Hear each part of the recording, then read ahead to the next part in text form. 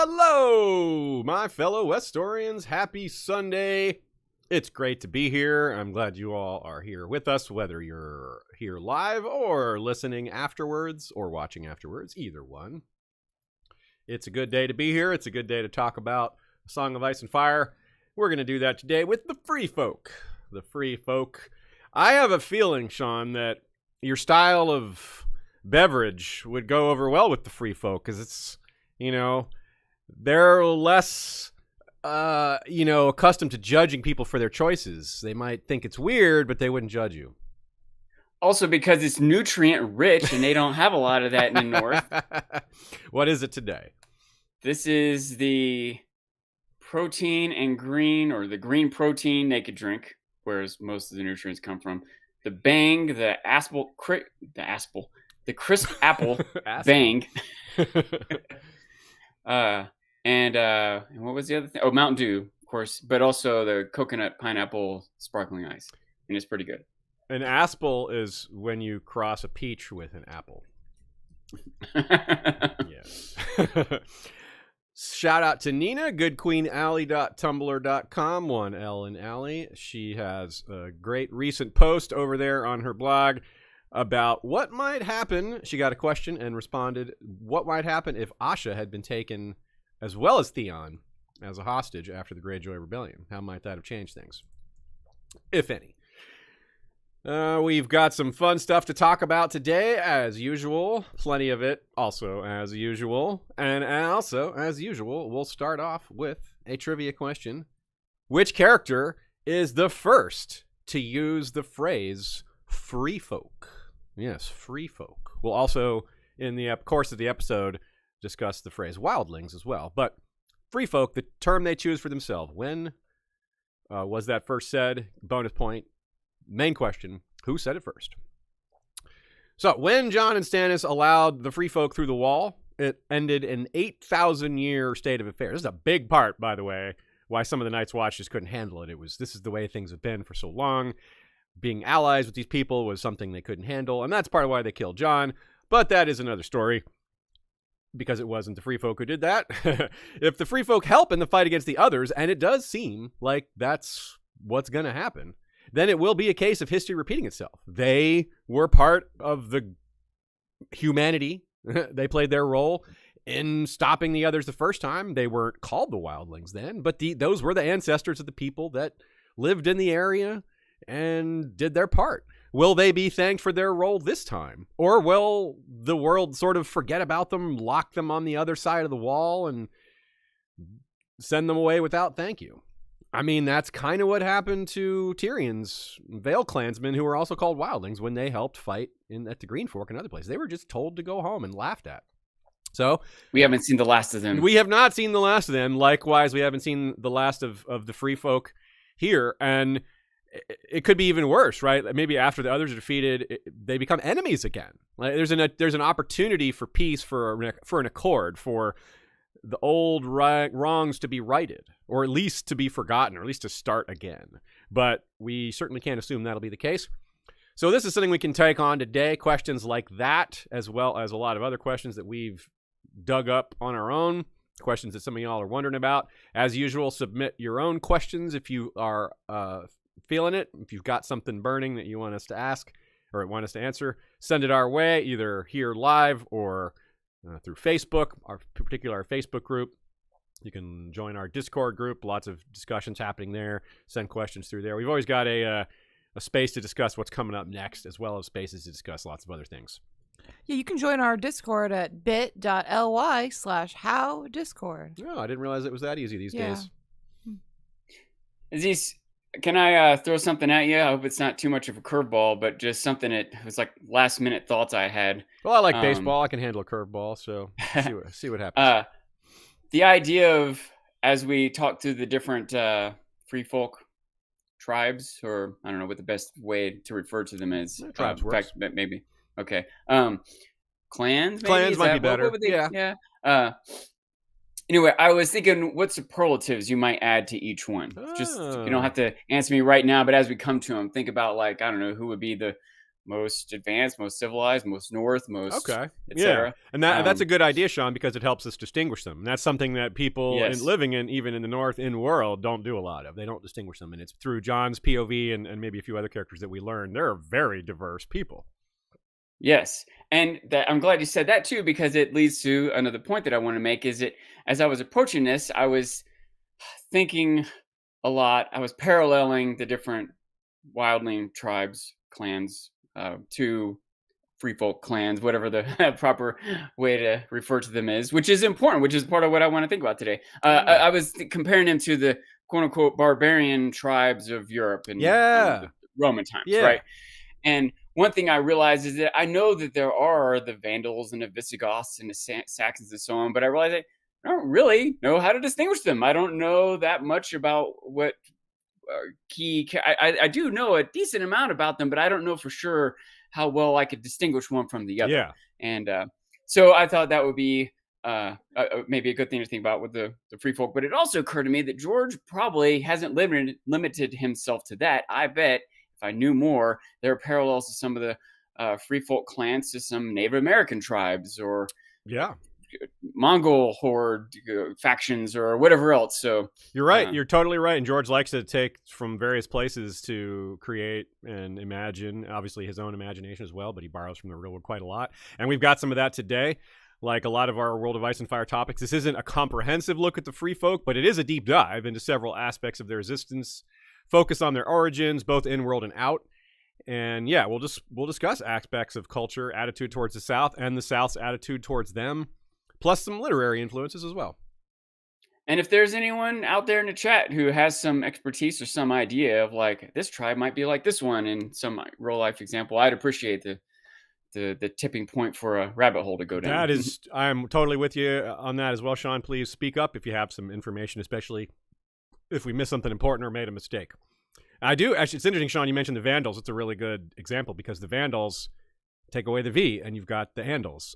They were fair. They're fair-haired, blue-eyed. Like there's a lot of similarities there. That's something we'll talk about. There were also the Angles. Yeah, so the Angles. I'm sure, You're right. There's clearly certainly Martin had some parallels going on there, but also I'm as certain that it wasn't limited to that. Yeah, you're right. So we'll start with some basics. The Free Folk have a section devoted them in the World of Ice and Fire. It's pretty far towards the end of the book, so we're really jumping around now. But we kind of have been doing that. That's really how we're doing this. This is not your ordinary reread, but hey, we're having a lot of fun with it. It's working. We'll keep going. So they are mentioned frequently throughout, even though they have their own section. That's part of why it makes sense to jump around with the topic, because the Free Folk have existed since the time of the Long Night, roughly speaking, and we're in that space in the timeline. So yeah, but of course they're almost always referred to as wildlings in almost every case in the book. When people in the South are speaking about them or in the World of Ice and Fire, that's generally what they're referred to as. It's a pejorative, though it isn't always meant that way. It's one of those words that's become so common that some people don't even realize it's an insult when they're saying it, and they don't mean that in their heart. Maybe that's a separate conversation to have, whether intentional or not intentional, and how much burden is on the person to make sure they're not insulting somebody. But it's an interesting point in the way language is used, because that happens in the real world too. Some people just use terms they don't realize are offensive, and that can cause some friction when it's misunderstood or whatever. And I think, for example, a common mistake that people south of the wall make is that they assume that they're similar, or the free folk are all similar because of certain things they have in common. Now, they do have certain things in common, like, poverty is really common beyond the wall. But poverty isn't a culture. It's not a cultural trait, right? That's a state of affairs, right? That's not like a defining aspect of what makes you tick, of what makes your culture unique. I mean, poverty can strike anyone, any culture. It's not, it's fair to include it as a trait, but it isn't like the defining trait. It's not something that really works as a unifying trait across a dozen or 100 different cultures. Like, they're all impoverished. That's the number one thing they have in common. No, that's not really that distinct, is it? Plenty of people are impoverished, Even within an impoverished group, there would still be levels of wealth and stability and et cetera. Good point. Yeah, and it wouldn't so much be impoverished, in my opinion. If you're looking at the culture, being impoverished might be a cause of a cultural trait, Sure. not the trait itself, right? Yeah, So, that's true. like a priority of food or farming or something. I don't know. And some people, maybe to round it out a little, there are certain groups that do choose to live in poverty. Not that the free folk necessarily are in that group, but that is a thing. Like some people take a vow of poverty or think living simply is just the correct way to be. There's certainly plenty of famous examples in the real world and in A Song of Ice and Fire as well. Maybe not plenty of examples in A Song of Ice and Fire, but there are some. Before we go too much farther, I wanted to point out, Aziz, the word barbarian. Yeah. Its roots were, they're very similar words were coming up in different parts of the world, actually, which makes you suspect there's some other even more root or the word traveled or whatever. But in Greek, it originally meant not Greek. It meant it was more like someone that doesn't speak my language, right? Yeah. And you can see how quickly that could be turned to foreigner, less than me. You can see how those can get connected. But at this point, usually you hear barbarian and you think uncivilized, cruel, savage, uneducated, et cetera, et cetera. But it originally just meant someone who doesn't speak my language. And the word has evolved over time. And so again, you could see how at some point wildly might have meant one thing and it came to mean something. I imagine the first Europeans that came across to Europe, when they called the Native Americans Indians, the Native Americans didn't feel offended by that. They didn't know what just Indians a word, were. Like, it would be their actions that defined whether it was an insult or not. Yeah. Exactly. Generations and generations later, Europeans calling them Indians still might not, or certainly weren't meaning it to be an insult. It's just like that's what the word meant for that phase of history. But as the word changes and evolves and we learn more, the connotation of the word now has changed too. Yeah. We have a better phrase to use. So absolutely. And just like Westeros probably isn't as woke as we are, but and just like the phrase Indian, it's been used to describe a vast number of people, and it gets confusing because you also have India, which is a different type of word. And anyway, and that happens in Westeros as well. You have wildlings beyond the wall. You have wildlings in the Vale. You have arguably there's wildlings in Skagos. They call themselves by a different word, but there's a lot of similar cultural background. They get lumped together like a lot of the others. So it's a similar concept. But we're really focused on the ones beyond the wall today. We'll deal with the Vale and Skagos some other time. Well, actually, I already have an episode on Skagos. But yeah, like most things north of the North, the Citadel gets a lot wrong. It's almost like the farther you go north, the less they know, the more they get wrong. It's a combination of admitting their ignorance and disbelieving the stories that they are given, and also just not having a lot of information. There's a huge number of tribes that consist of wildlings. The Maesters don't seem to be terribly well versed in those either. But as usual, almost as usual, we have A Song of Ice and Fire to help us fill in some of the gaps that the Maesters are lacking. Right? And I think that's pretty cool. The idea that the main books are informing the expanded material rather than the other way around. It's usually like this all-seeing narrator fills in the blanks. But here we have both editions, both versions have their own missing information because they're not presented as all-knowing, and I think that's pretty fun. I think, by the way, that's a neat extension of something that's already happening in a main series. Is it, we see the truth from one character, and then we see the perception or belief of another character or group of characters. That's when they're talking about the wall and the state of things in King's Landing versus what we see is actually happening at the wall, or even the whole story is set up by us knowing the reality of the others, of the real monsters that are actually there.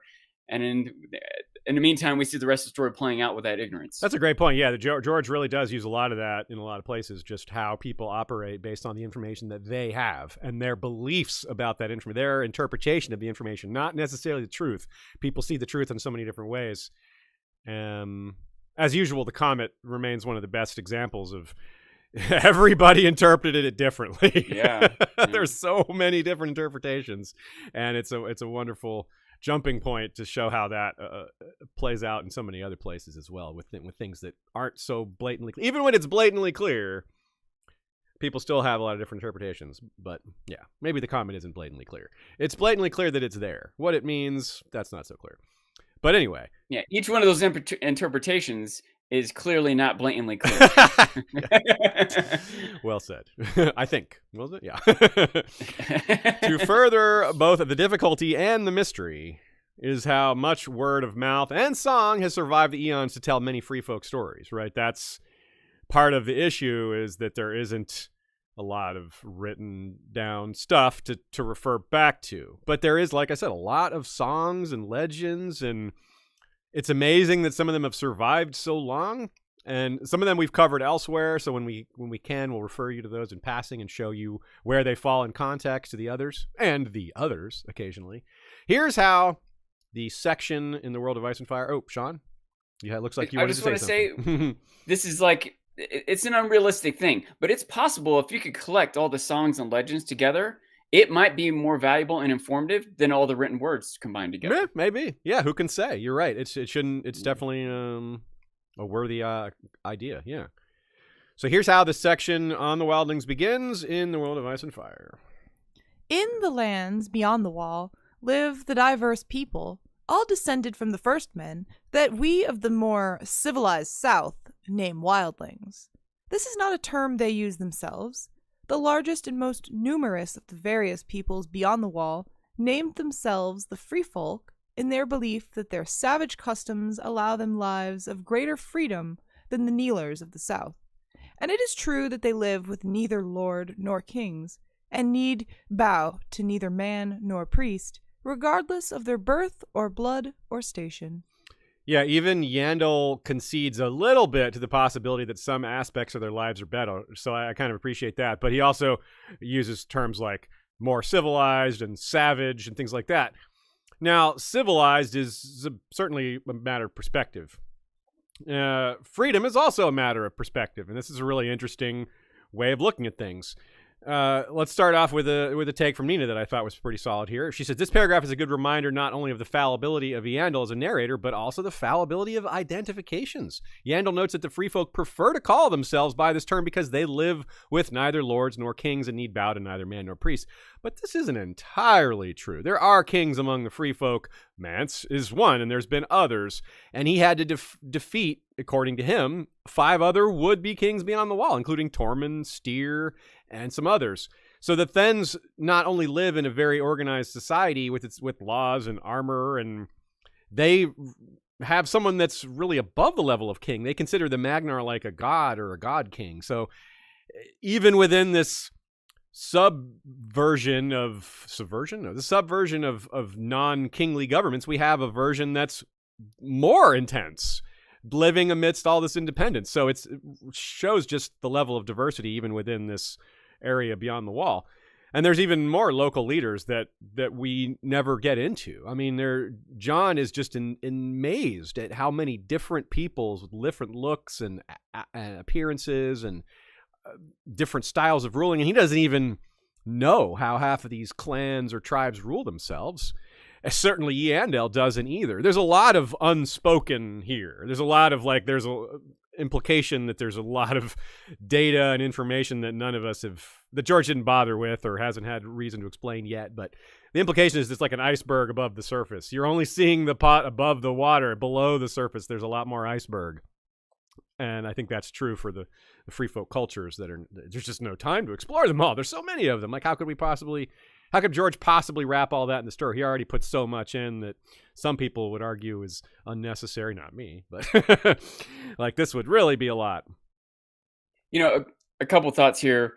One is that for a large, what's the word? By and far, for the majority of human history, or human existence, I should say, there haven't necessarily been organized governments, but there have still been cultures. There's still been rules. There's still been leaders, even before you have like an official sovereign state, the people of an area will still have customs and traditions and leaders and so on. They don't have codified laws, for example, which is also a long time, a lot of history. Humans didn't have laws. They had sort of traditions, things they'd observed, like taboos. Right, and that's more how they do things here. I think taboos rather than laws.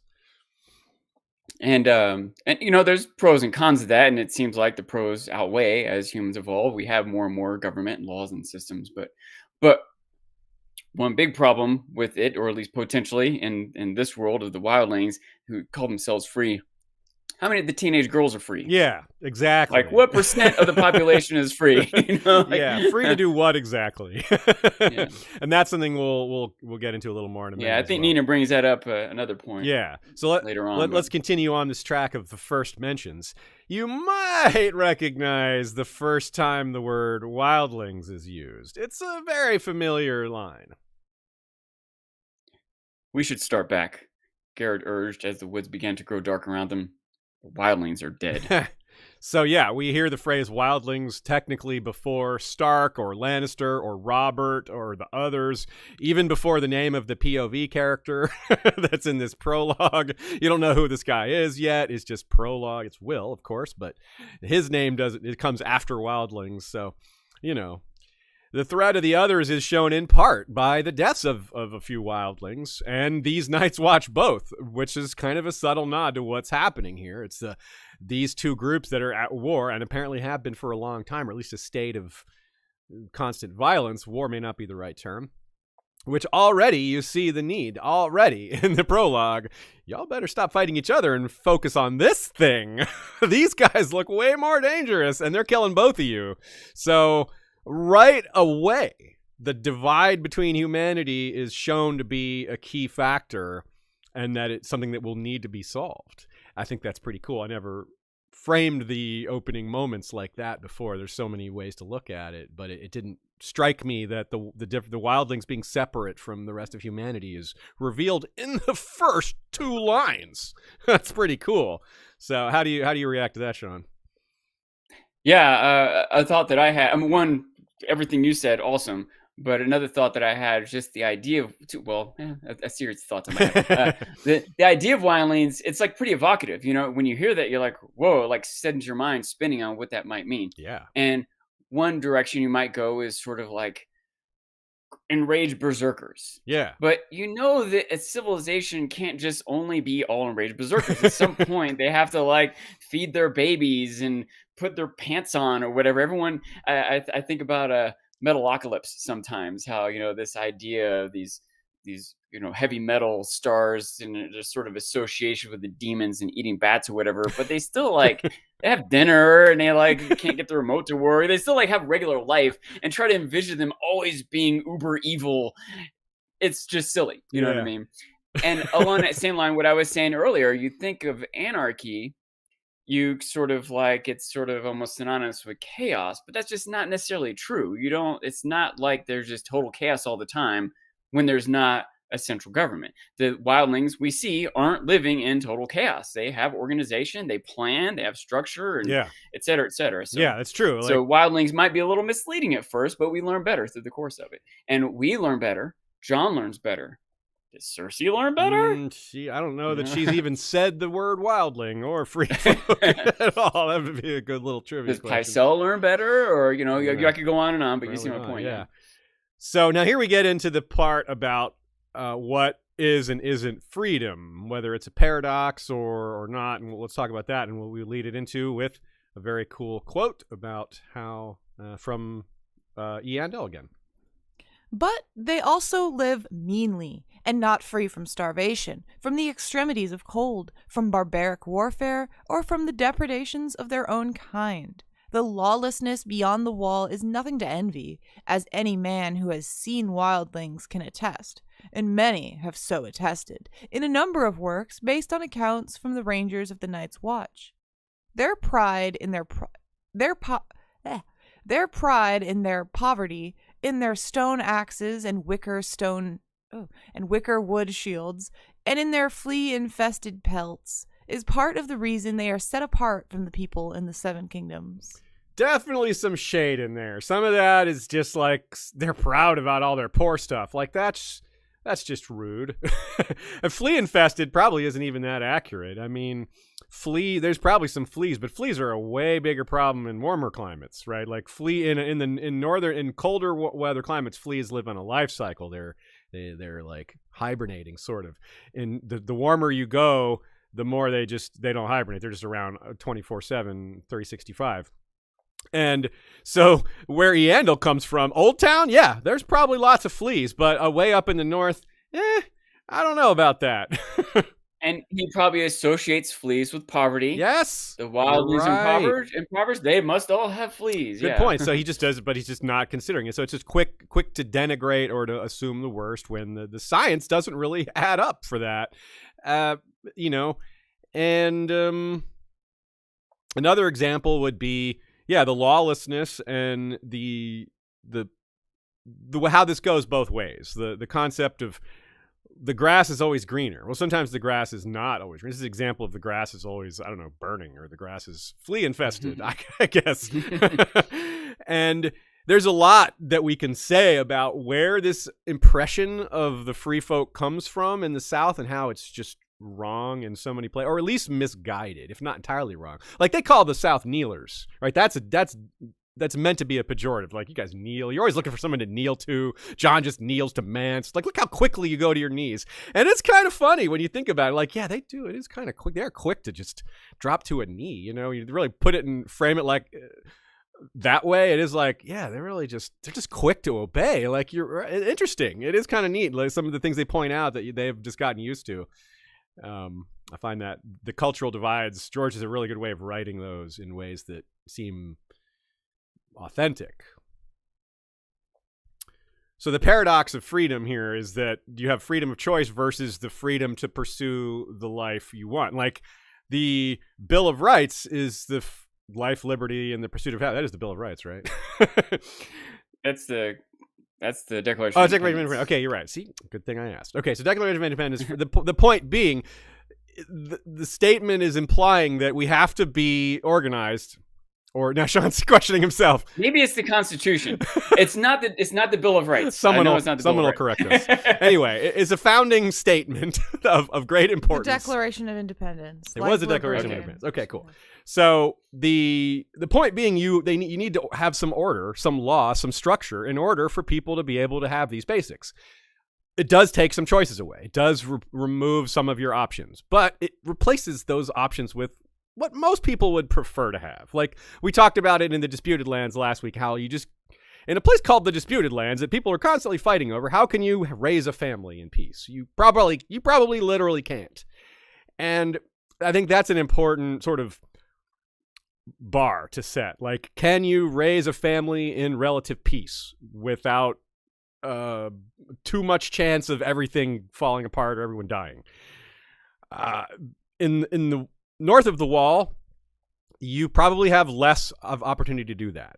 No opportunity, certainly.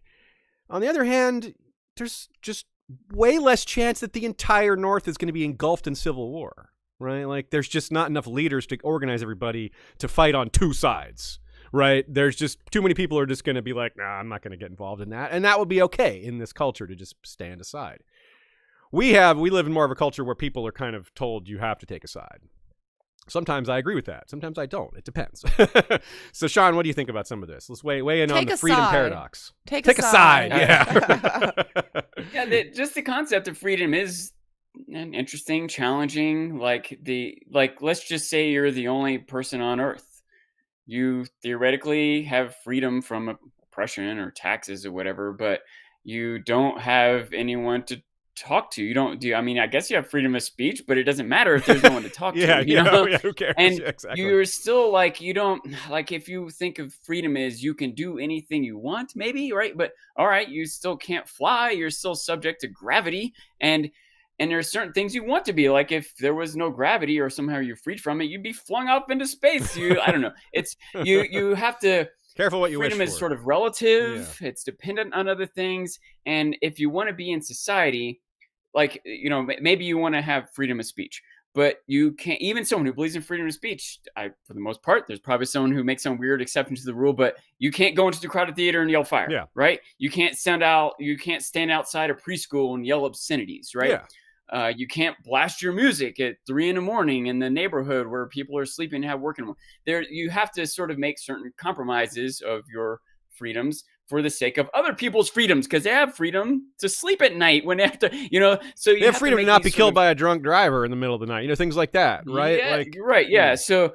it gets complicated, and we kind of turn to leaders. We like, whether we elect people or they through might makes right or whatever, to kind of make rules so we can understand what exactly our freedoms and our limitations are, how they might affect other people. And, that's how you start to get civilization, community, whatever, all the things that kind of sprout from that. And like you were saying, one thing that's important, arguably even the reason for defining rights, is to figure out how we can be stable and thrive even. And on one hand, being free, like having the ability to think freely, speak freely, move freely, produce freely, those things help you thrive. But also having the knowledge of the rules and the laws, and for me to be able to move freely, I need for other people's free movements to not impede mine. Yeah. Right. So all these sort of interactions end up with compromises, and they might be debated. They might be different in different cultures, but freedom is a tricky word. It is. It really is. And you're using a lot of examples that I think people will find pretty rational, pretty solid, useful compromises that maybe the nitty gritty of the details of the compromise needs to be worked out, but the general idea is pretty common sense, like almost every example you used. And I think where some of the free folk would say it's going too far is, well, that's not really how the Seven Kingdoms operates. You have a king that just kind of decides on a whim. There's certain things that are laws and customs that even a king wouldn't go against. But then you run into someone like Ares that does go against them. Like all these things, like you don't just execute lords. Well, he did. It can happen. And like the free folk for sure could be sitting up there going, see, look at that mad king. We told you that's what happens. Like those dumbass kneelers. Look what they got themselves into this time. Now everyone's involved. Now the entire continent is involved in this sweeping civil war. And yeah, so we're cold and poor, but we're not involved in this giant civil war where everyone's at risk. So there's plenty of times where the people beyond the wall could be like, see, we told you so. And plenty of times where, like right now, where the people south of the wall are like, it's good to be south of the wall right now when winter's coming and the others are coming, like suckers on the wrong side of the wall. And that except that's not the decision of their government, right? Well, it may have been. It may be on some level. Huh? It may have been at some point. That's the next topic here, actually. Yeah, like when the wall was first built. Like, I don't think Brandon the Builder got together a council of elders and was like, should we build a wall? No, it sounds like he just did it. Maybe he's probably had supporters and had to have helpers. You don't take on a project like that without some backing, some logistics. But still, some people back then knew that they were being cut out of the deal. Like their lands were north of where this new wall was being built. They were going to be left on the other side of it. It was a decision with long-lasting repercussions. Some humans were going to be locked on the other side of that wall for all time, and their ancestors would be in that same state of affairs.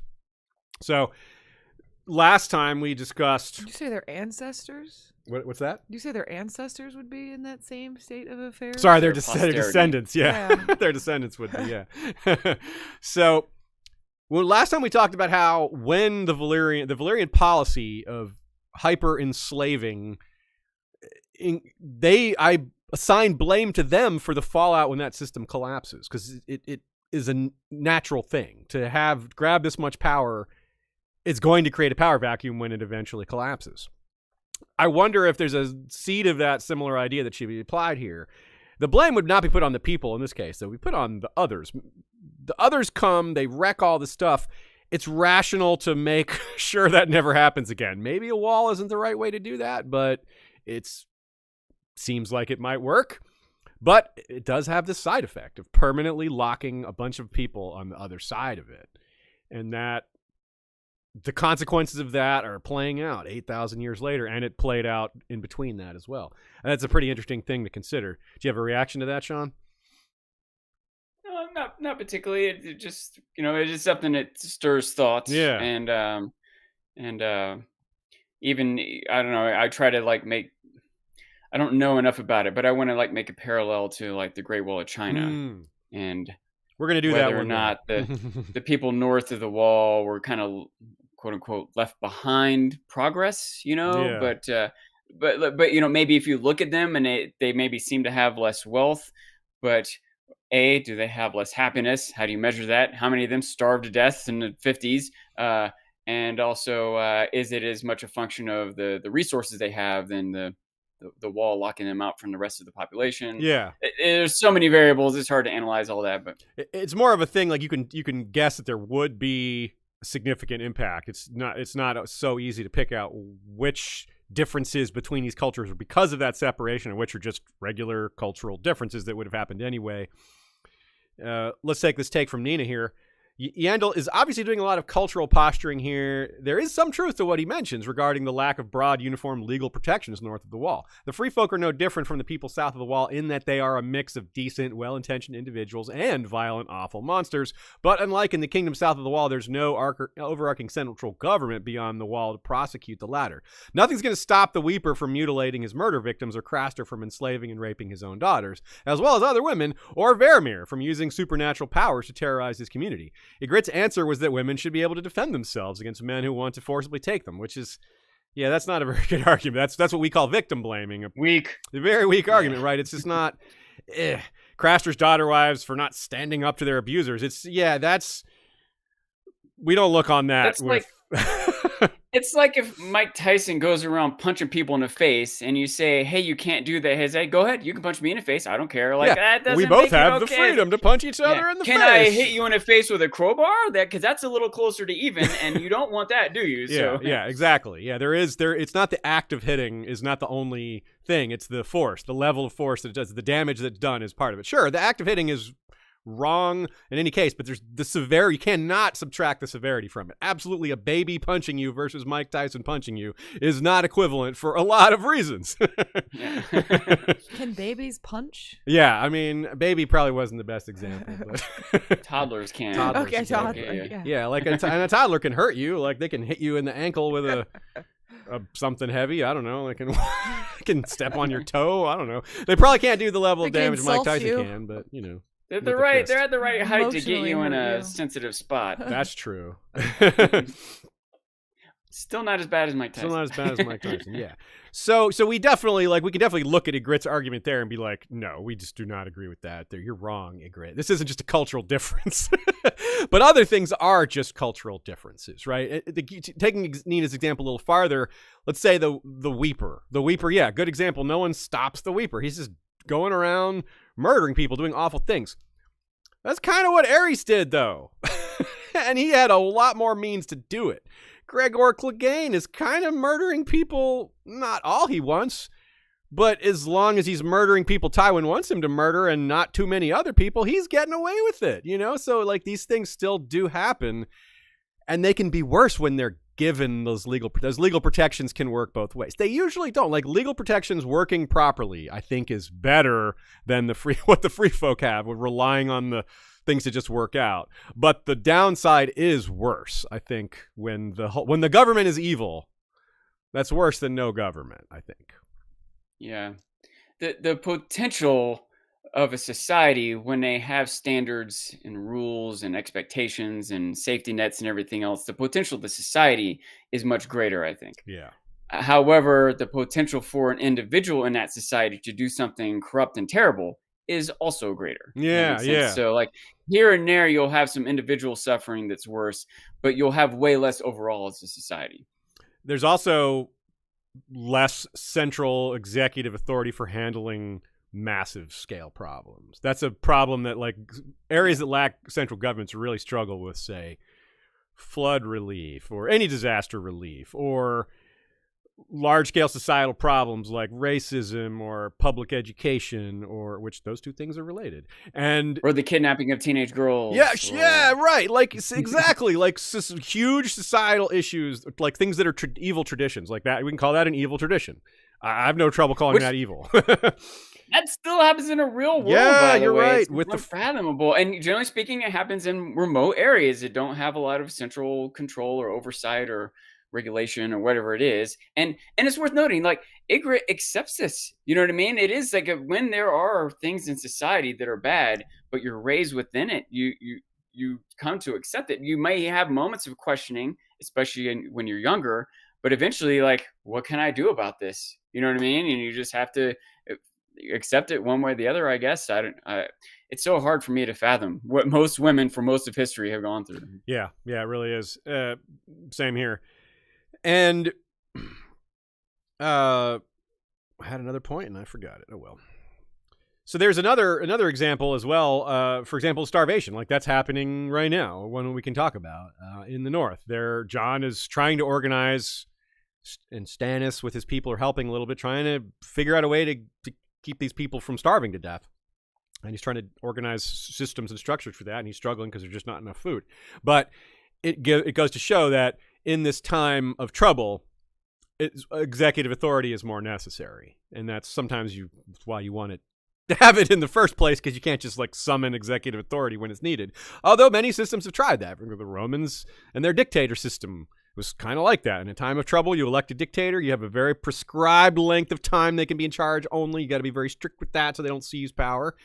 But we have that in the U.S. Yeah, you're right. Yeah, I mean, yeah, wartime powers. You're totally right. Like they're more limited than they were, for, say, in the Roman times, but they were similar things. It was usually like something that threatened the entire nation, and in Roman times, it's usually going to be some invading army or something like that. And they're less limited in the U.S. every war we have. Yeah, that's true. That is true. And it's also, another factor, I guess, in that is just the changing in how many people are involved in wars as well. Oh, I remember what I was going to say. When we had Jamie on a little while back, I asked him a question, Jamie Redfern, I asked him a question about how some of these societies that just seem to be, everyone seems to think that they're pretty evil. Just take an example. And he said, yeah, pretty much any society is going to see themselves as the good guys. That's just human nature, human history. And that's what Ygritte's doing with the wife kidnapping stuff. She's like, no, it's a good. She points the good aspects of it, even though we're like, that's not good enough. Like, yeah, there may be some things on the pro column, but the con list is just overwhelming. The fact that, yeah, it proves he's tough because he kidnapped you successfully. That's okay. That's true. But that's not good enough, But it is why she does that. It's why she makes that argument, because partly she sees her people as the good guys. And that extends to these things that aren't good, even though she's right to point to certain aspects of her culture and say, yeah, that is good or that is better. But yeah, not the wife stealing stuff. No way. There's other factors too, like all women aren't created equal, right? Some are stronger or faster or smarter than others, and so if Ygritte is on the end of a woman's physique that can hold her own better than another one, she might be more likely to be okay with the idea, well, you have to stand up for yourself. That's but true. a more frail or younger or whatever else woman, what about someone who's handicapped in some way? Like you could go on and on with the problems of or that line of thinking. I don't want to beat it dead. And similar to that, in the South, someone who is raised by a noble has no problem with being sold with a dowry because that's successful for them. They're a good family. Raised to believe that's their purpose and their mission, and maybe they want the wealth or the stability or whatever that comes with it. They've been taught all their lives what the benefits of that system are, and the downsides have been consistently argued against throughout their existence. They've heard why it's good and not why it's bad. And the arguments as to why it's bad have mostly weren't presented to them. Like, who was going to argue with Ygritte when she was 10 that this bride sealing system was wrong? There's only people around her that support it. Same thing in this noble system. We're using like a young girl who's married into some other noble family. When has the alternative viewpoint ever even been presented to her? When did anyone ever argue that point to her? No, it hasn't. It has always been, this is the way we do it. This is the best way. And most people are just going to accept that and not even question it. She can't even conceive of a castle, right? She can't even conceive of a building, Yeah. Here's another angle that it's not like every wildling male is an evil rapist and goes and kidnaps a woman. Probably, oftentimes, they just fall in love. They're neighbors or, part of the same clan. They have some sort of respect for each other. They're in love anyway. They might go through the process, go through the motions, but it might be kind of an agreement anyway. And Ygritte might be lucky to have just been around relatively decent men. Yeah. But there are some not decent men out there who would just steal a girl that's too young, that doesn't care for him at all, that et cetera, and it would be a terrible situation. And Ygritte's answer to that would be, kind of like what she shouldn't have worn a dress. No, she would say like probably what someone like what Craster said, or what Jorah Mormont said, is like, wait till he's asleep and kill him, just cut his throat, just do that. And Yeah, all you have to do is be a murderer to escape slavery. Yeah. It's a tough thing to ask, man. Yeah, Like, I don't and know. sometimes they have family that will kill you because they killed you. Blood debt. You killed my brother. I have to kill You're you. Yeah, dependent I on mean, them for food. yeah, Yeah, you're not just like yeah. In you're not an Craster's case, independent woman and then also you're kidnapped. Like you've lost all your liberties and agency and resources and everything. It's not yeah. It's anyway. So let's move on to the next section: old gods and older gods, of what I've called it. And the reason I think this is super important is not just because it's really interesting and George has invented a lot of different belief systems that are really fun and mysterious, but a lot of cultural beliefs, a lot of what cultures decide is good and proper and right, or the opposite, is rooted in religion or beliefs in the supernatural, if you don't want to call that religion in some cases. So let's have a quote that takes us into this topic. The countless tribes and clans of the free folk remain worshippers of the old gods of the first men and the children of the forest, the gods of the weirwood trees. Some accounts say that there are those who worship different gods, dark gods beneath the ground at the frost fangs, gods of snow and ice on the frozen shore, or crab gods at Sterold's Point, but such has never been reliably confirmed. Like, whoa, that is really cool. Dark gods beneath the ground, gods of snow and ice, crab gods. Nina says this is a really fascinating topic that I wish would be explored more in the future, the development of religions in isolation. The farther north beyond the wall you go, the less likelihood there is that large communities or populations have interacted with Westerosi culture south of the wall. Ignoring the influence of Southern women captured, right, by, with bride stealing stuff, that does occasionally bring new ideas into a community, but generally less of that because they're generally going to force the newcomers to take on their beliefs. Whatever old gods worship, or even pre-old gods worship, was like in its earliest human practice in Westeros is possibly what current religious worship is like north of the wall, or at least a less changed version, one that's closer to its original versions, the original practices, or the first versions of old gods worship. And you could also see those older versions pre-old gods worship. You might see like whatever gods the first men worshiped before they came to Westeros. We know there was some sort of transformation, some sort of overwhelming urge over time to adopt the old gods, and we've talked about that separately with the Isle of Faces and the Pact and all that. But we acknowledge that a lot of those old beliefs not only had to have still existed back then, or even whether in conjunction with the old gods worship, or in some cases people just refused to accept the old gods. But even nowadays in Westeros, you still see some of those old stuff in the South. So you better believe it's still happening in the North beyond the wall, and probably an even older, even less developed, even less influence from the outside type versions of that. Like sacrifice, the human sacrifice, the blood sacrifice, the stuff Craster's doing, like things we haven't even seen on screen. Probably some really weird things, but a couple thoughts here. Yeah, do it. One is that that's something that's key to modern, archaeology, historians, whatever, is that sometimes they'll find a version of the Bible or some tribe like deep, in 2,000 years ago, some missionary that went down the Nile deep into the jungles of Africa and with the Bible of that moment. But that community was separated from the rest of the world for centuries. And now they rediscover and are like, oh, look how these differences in the text they had, the belief system they had. It's a good way to find some roots or realities of the original, I want to say Christian teachings, but I'm sure it's true for other religions. But oh, that's interesting. Another thought, I wonder if the dark gods beneath the ground, how long ago was it Gormund? Gendel and Gorn? Yeah. How long ago was it that they went through the caverns under the wall? Supposedly several thousand years. It's not known very well. Are you wondering if those tunnels are still there? Long ago enough for them to have become gods and be worshipped. Oh, yeah. Okay. Yeah, sure. That's a cool idea. The gods below the... Yeah, okay. I didn't think of that. That's a great idea. You never know. They could be worshipped because Ygritte says you can still hear them. Like them scratching around. It's like, so if there's a belief that they're still there. Yeah. Okay. Yeah. It could be venerated. Maybe not just a belief. My idea on that as well was, the children of the Forest live in caves, and they have godlike powers, or could be seen that way. They're certainly able to give people dreams and things like that. So that's a possibility. Of course, the others themselves, maybe they live underground when it's the sun's out or something. I don't know.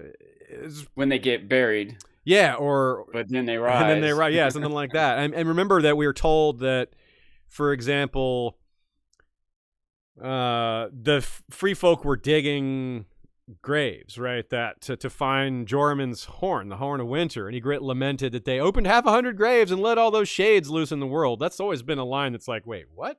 You did what now?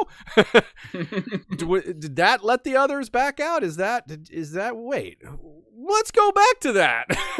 But they what just, are shades exactly? yeah, like, but this is perhaps related to that, like Craster worships the others in a sense. He sacrifices to them. That's a type of worship. And is this a similar thing? I don't know. It's very unexplored. What about that creepy burnt werewood that clearly they were child's bones in the mouth of the werewood at White Tree, near when Jon and Mormont and the Watcher are going on their great ranging. Yeah, lots of possibilities here. I mean, you're right, Sean. They could just be worshiping these random sounds that emanate from those are the dark gods. They could just be like sounds, natural sounds, reverberations from, I don't know, just tremors or who knows. It doesn't have to be like a creature down there, but it could be. So it's, yeah. Over time, even without the sounds, just the legend past some tribe, some clan who maybe had a member or a large percentage of the clan was part of that expedition. And now the story of them going under, fast forward 2,000 years, they could be worshiping them. They might not even remember the connection to the original adventure that they were on, but they just know to worship these spirits of our ancestors that are under the ground that control the gateway to the south, or whatever, however it got spun. You could say that, yeah, it could be like the gods of the deep earth. You just you go in there, it's their domain. You give them something to let you pass in peace or to not get lost. Or, I mean, we've seen these cave systems from a variety of different angles, and they flat out tell Bran that they're so deep and immense that even they haven't explored them all completely, and they've been living in them for infinite, unmeasurable amounts of time, and they still haven't explored them all. So the idea that people besides Gendel got lost down there seems pretty likely. And so there would be other stories of like, pray I don't get lost, pray that I reemerge, or, pray the dark gods don't take me. Because if someone getting lost, they could conceptualize that as the beings taking them or something like that. There would be different ways to view that reality. Some of them raise their sandals up over their left hand. Some of them gather as many sandals as they can. And let us all gather shoes. Maybe not sandals in the north. Maybe they're flea-ridden pelts. That's what yeah, they're flea-ridden pelts in their shoes. Yeah, by the way, going back to that for a second, I went deeper on that research. I searched for the word flea, see how often it appears. And it pretty much only appears in the South. Like you hear like flea bottom, it comes up a lot. That's probably the most common thing. But like people actually dealing with fleas, I haven't seen. There's no examples in the North that I could find. Maybe there's lice, but yeah, it's a warmer weather thing. So yeah. I think about that sometimes. Fleas? The things that maybe are part of our regular lives, but there's not a lot of history of them, as far as I know. Like I think about, for example, like back pain.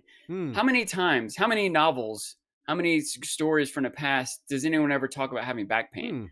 Did no one magically ever have back pain before, or is this something they didn't write about? People didn't bother to write about fleas, even though they existed. Maybe it's just like a part of existence. Part of regular life, or not worthy of the pen on paper. I don't know. Now, I don't want to give the wrong impression that there aren't fleas in cold places. There certainly are.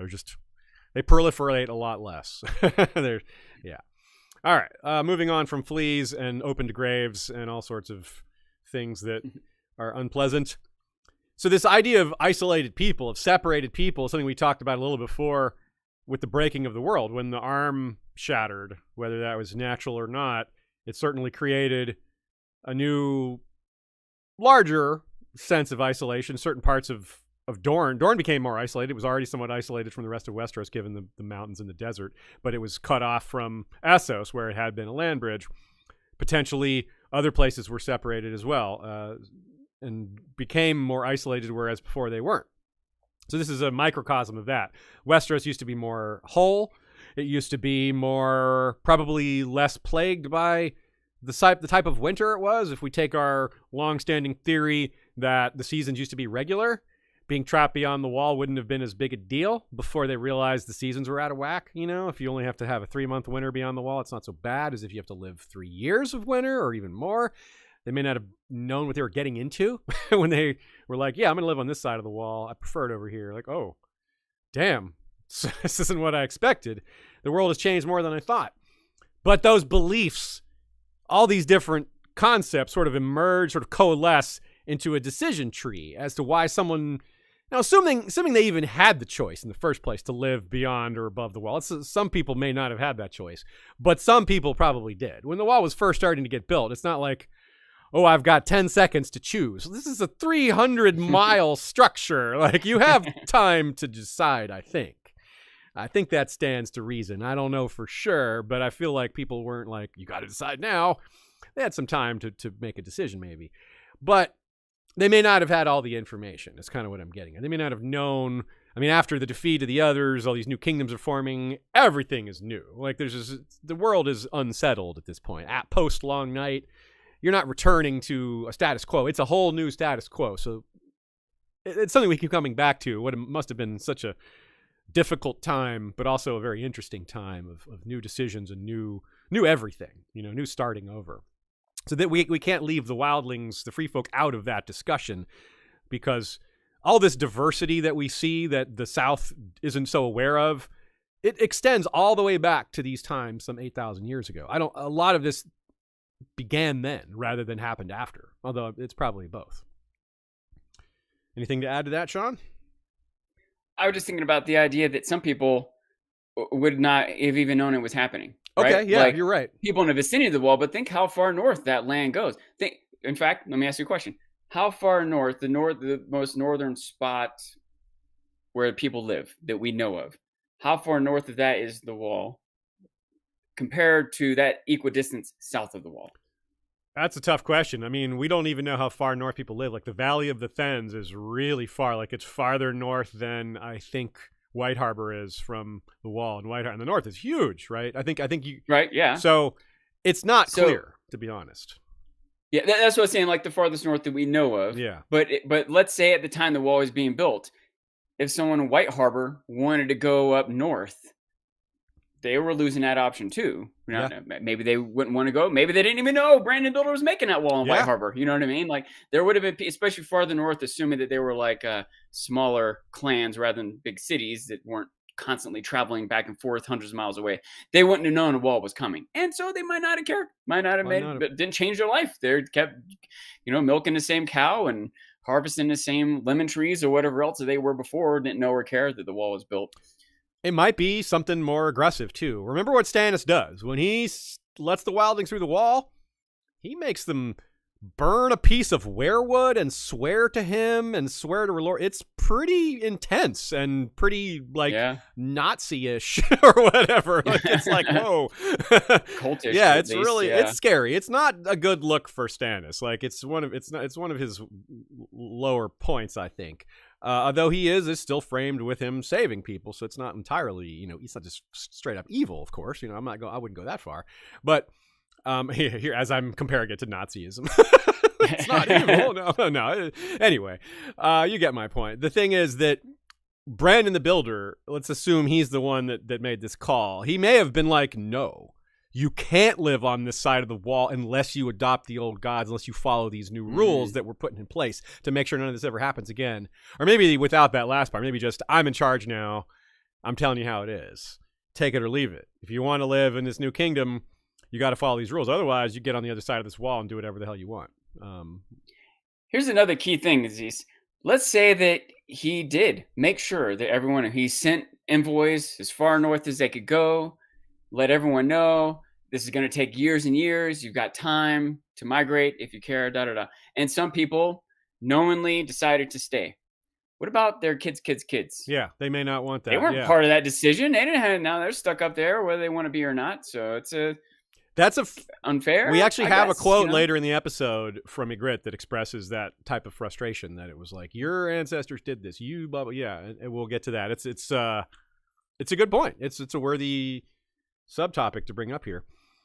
Like, it probably seemed like a good idea 50 years ago Yeah. when we started building all the oil wells and refineries and automobiles and it was we got a lot of value from it, but we didn't understand the results of posterity, how it was going to affect the environment and so on. Yeah. Or, some people did even then. Yeah. It wasn't wide. We can say the knowledge wasn't widespread. Yeah.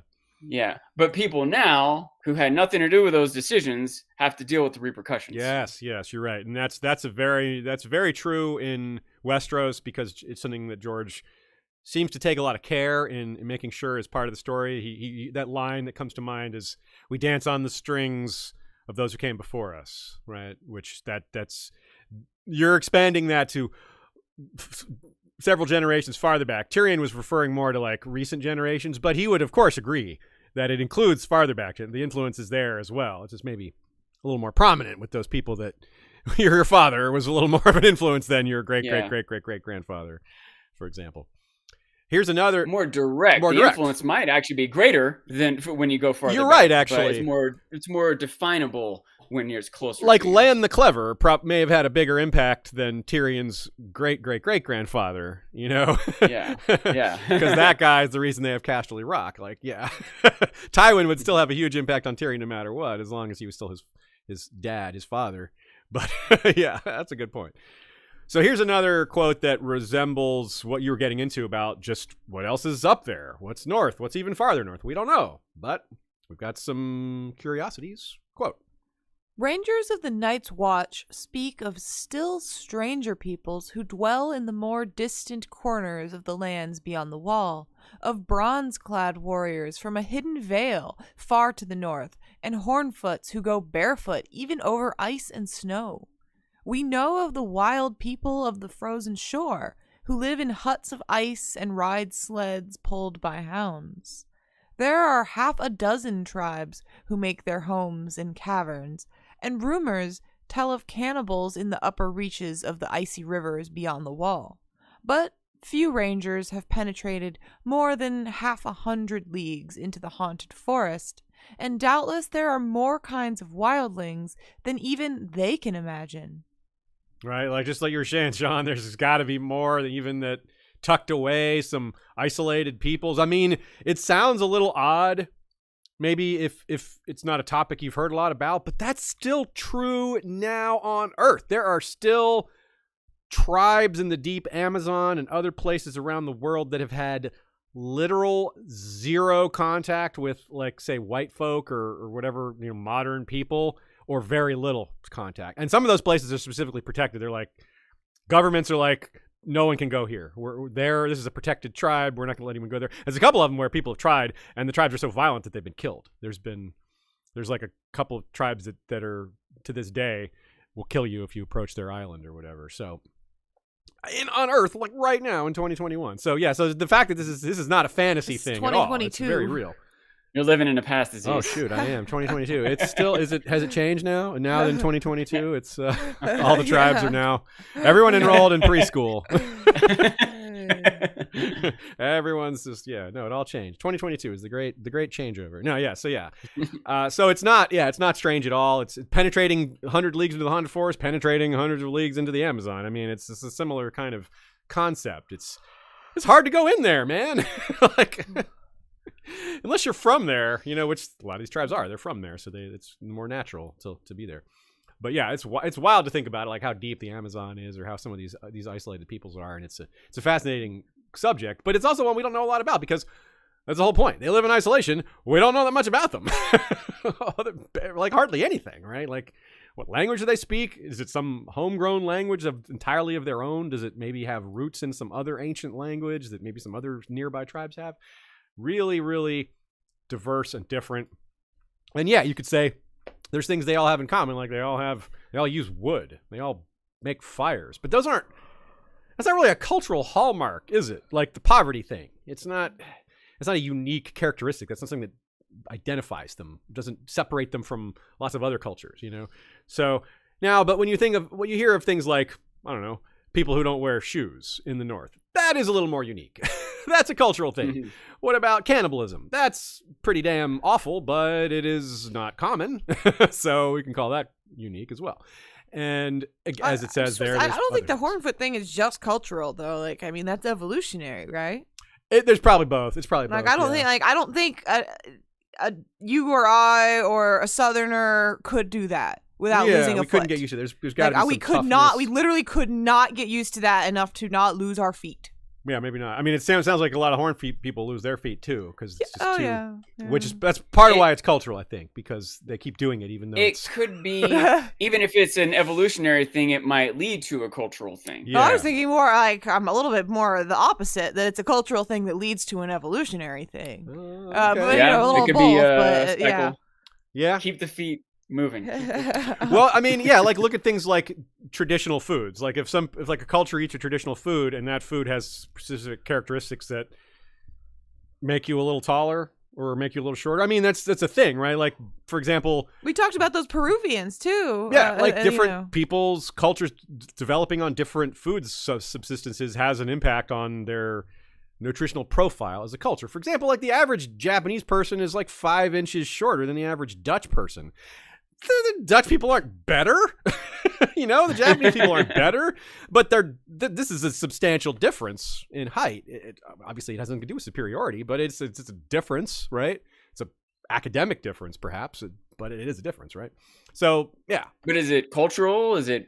I don't think it's cultural, because I don't think it has anything to do with like food choice. Like it's available food, not like we prefer this. Oh, food. I think a good option to like example to me would be like lactose intolerance, about eating cheese and dairy and all of that. Which is an evolutionary thing. Yes, but it's also a cultural thing. Yeah, it's both. You're right, because you culture, like certain ethnic groups have better digestive enzymes for dairy.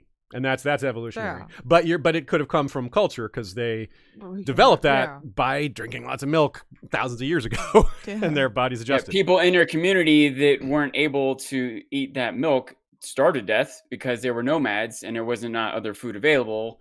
And then that also leads to other things. I mentioned this before one time, but like that was a big advantage that Genghis Khan and the Mongols had, is they were not lactose intolerant, where true. the Chinese were, as a general statement. And so they had mobile food sources when they went off with their cavalries and such. So that's a pretty substantial difference, especially over thousands and thousands of soldiers. If it's just like a few people, and you can get around it. But yeah, so of course, the bronze-clad warriors. That's obviously the Thenns. We talked about them briefly. That's something we could probably do a whole episode on. Just them, their differences, and if they have like metalworking, bronze working, really, which means they have forges. That means they have tin and copper.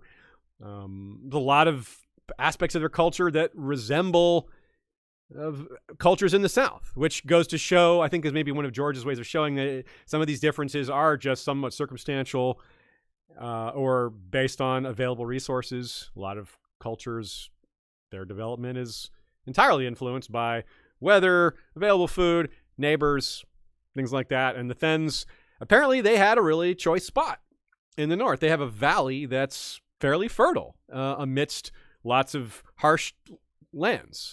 Think maybe the high mountains of Dorne, where once you get out of the desert, you've got some fertile areas that are a little more humid, so it can support crops or grazing, things like that. Like there's pockets of terrain that are a lot more habitable, and the Thenns are the people that won out. They conquered that vale, or maybe they took it from someone else. Maybe they defended it against all. Maybe they've merged with other peoples in ancient times, but.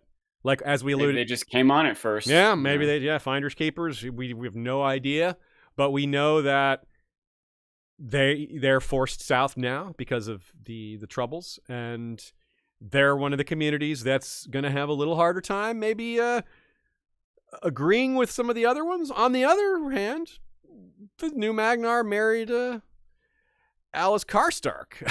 So in some ways they fit in better because they have this sort of obedience thing that's closer to the way Southerners operate. And of course, I'm talking Southerners south of the wall. In this case, not Southerners, like not Northerners. Getting into that confusion of what's all in where you're standing bit. But yeah. And here's another take from Nina that I think is really useful here. She says, this paragraph really highlights the problem of the flow of knowledge in Westeros. In order to have an understanding of the various free folk communities, there has to be an incentive among the Night's Watch to perform this kind of study, since the Night's Watch has the only regular access to these communities. It's certainly not impossible given the travels of the people like that Ranger Redwyn, who Sam notes does trading and went to Lorne's Point and Frozen Shore and all these really remote areas, but also it's also kind of unlikely given the antagonism between them. Like, there's just not a lot of friendship between the Rangers and the Wildlings. It definitely happens. There's definitely trade between the Free Folk and the Watch, like at the Wall. Like, even as much antagonism as there is, we know that there's straight up just people, Free Folk show up, do trade, and then leave, and it's totally cool. But on the other hand, just think about who some of these people are. A lot of the Rangers aren't even from the North. They were people that, like, maybe they were like originally like a criminal from Dorne, right? How is a criminal from Dorne going to judge someone from the Frozen Shore as compared to, say, someone who was born at Winterfell?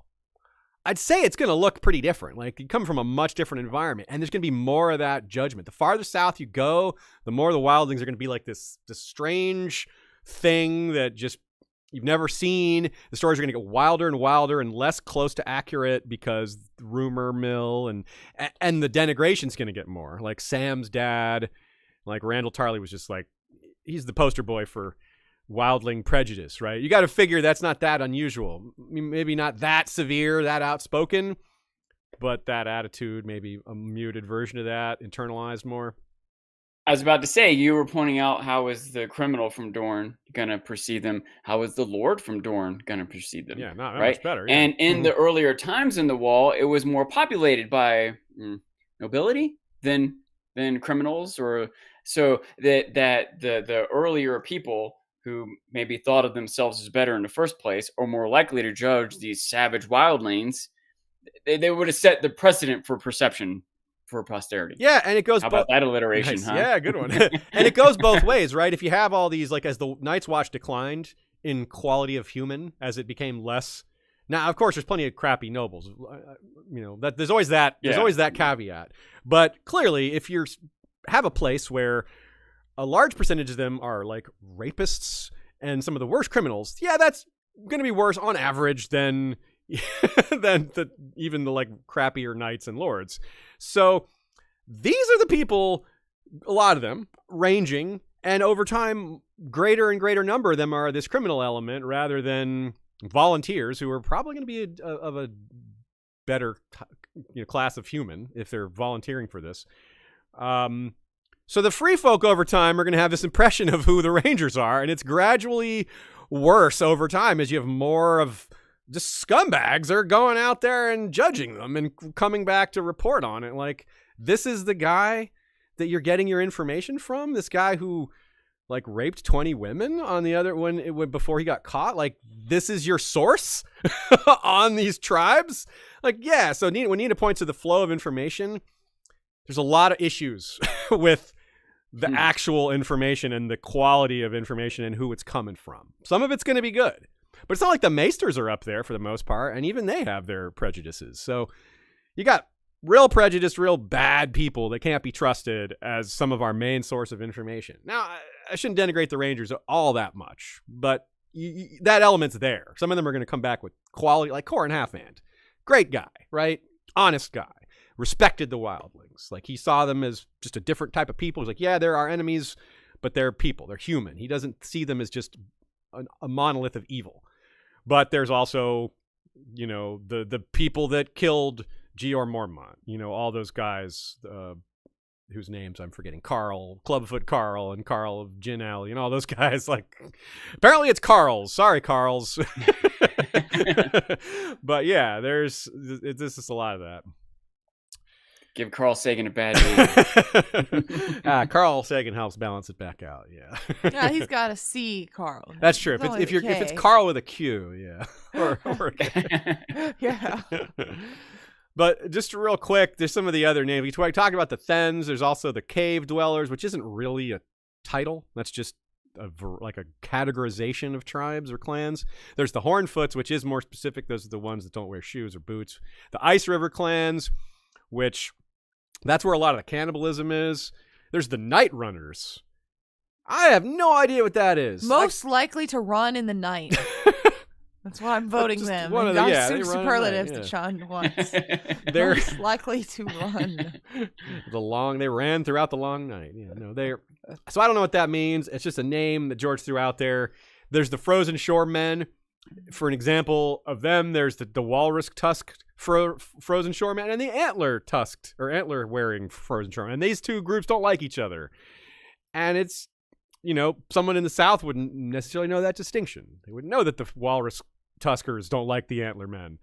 And it's kind of like a house thing. Like they've got their sigil. That's the way for them to identify each other out in the wild. And those people, for example, they're known for raiding Bear Island. And whereas other peoples in different parts of Beyond the Wall would raid different parts of the North more regularly. Language is another thing. Well, before we take our halfway break, let's talk about language for a minute. Nina says, this is one area where I feel like George is showing that he isn't a linguist, that's his words, a la J.R.R. Tolkien, who is an expert. Who is like an actual philologist. That's the word, right? Philologist, I think. The free folk have been physically separated from the south of Westeros for the better part of 8,000 years, but people like Ygritte and Tormund still speak basically the same common tongue Jon does.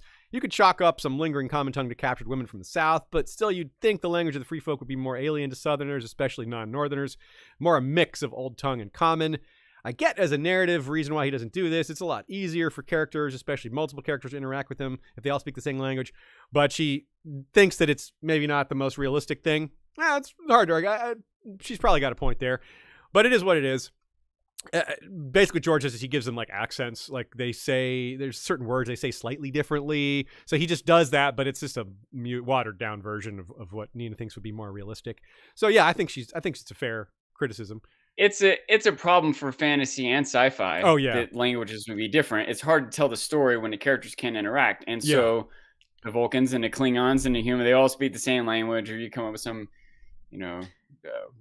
translator or technology that just works magically. But you just have to kind of accept it for the sake of the story. This is a little off topic, but a little related. It kind of makes me think of the Dark Crystal. There's a story behind the first version of the movie The Dark Crystal by Jim Henson, where he just put it in a fantasy language. He just put it in a fake language with subtitles, and audiences hated it. They hated it so much. Like, even though that is more realistic, they would not speak English in this other world. Like, it's ridiculous, the idea that they would speak English words. These creatures, but it just doesn't work. We need it. It's for the narrative purpose. So one of my favorite examples of this, you're right, Sean, it's like almost pretty much every sci-fi or fantasy story has to account for this one way or another, and they do it differently. And my favorite is Hitchhiker's Guide to the Galaxy, where we've heard of the Tower of Babel, which is, the biblical story about the different it involves lots of things, but there's the language aspect of it is important. And in Hitchhiker's Guide to the Galaxy, everyone gets fitted with a babel fish. You implant it in your ear, and it understands every language. It's like it's a really impressive species that can interpret any language, and then it just translates it. It's like, and then it just hardly ever gets mentioned again, if at all. It just, you get one, and then boom. You can understand every language in the universe, and then you don't talk about it anymore. That's pretty good. So there's, but we see there is some of this, like the Thens. A lot of the Thens don't speak common; they speak the true tongue, or the old tongue rather. And so there is still some of that element, that realism, when the distance is greater. But So that's a whole nother thing. I don't know a lot about language. It's a topic that I sometimes don't have enough to say about, that I'm fascinated by. I'm very curious about how it works in the real world, but I can't say that I'm super knowledgeable about it. As George would also say. Just think about France and Germany are not that far apart. And in Italy and in Russia, they all speak different languages. They're all right next to each other, and have been for almost, I guess they've been next to each other for more than all of history, right next to each other. That's true. And yet they speak different languages. So even within those countries, within China, there's two central languages that get spoken, and others. So that's true.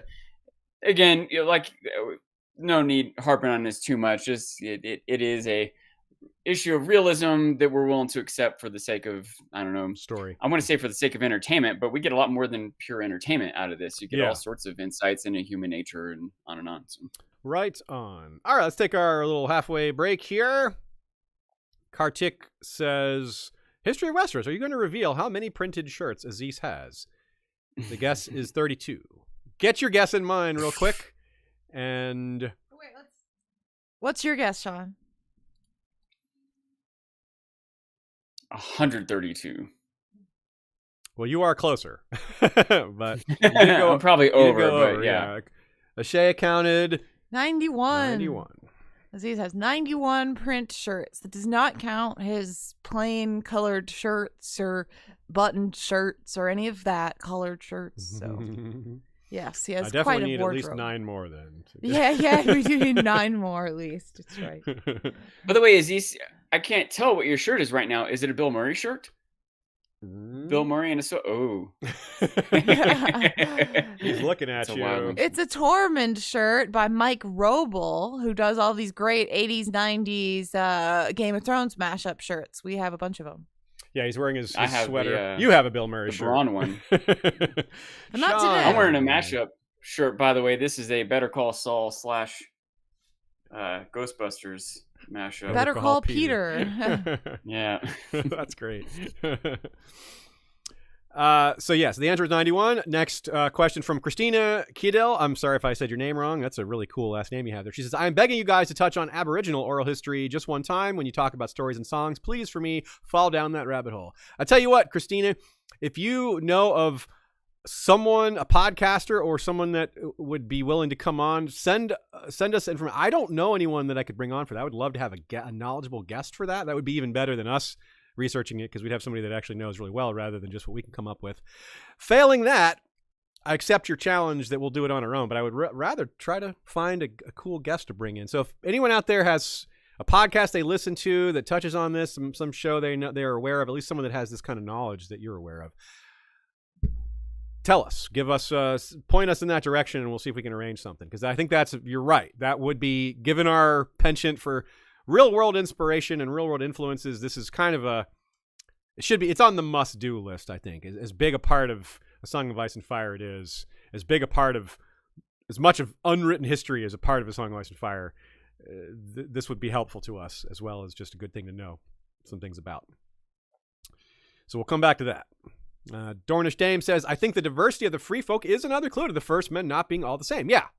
They had common traditions and customs, but they weren't all identical. Yeah, great point. It's a reverse clue. The first men were told they couldn't have just been one massive cultural group that all came over and were identical.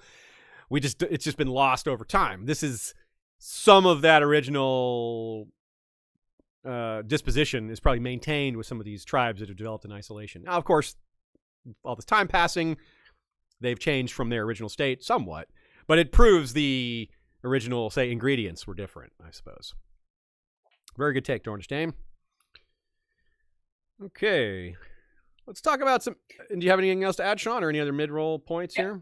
I was going to ask it just to kind of following up on the superlatives, maybe. Like if we think of maybe the Lannisters are the wealthiest house in the South, and are the Starks the oldest? One of the oldest, it's not at really least? clear who's the oldest is.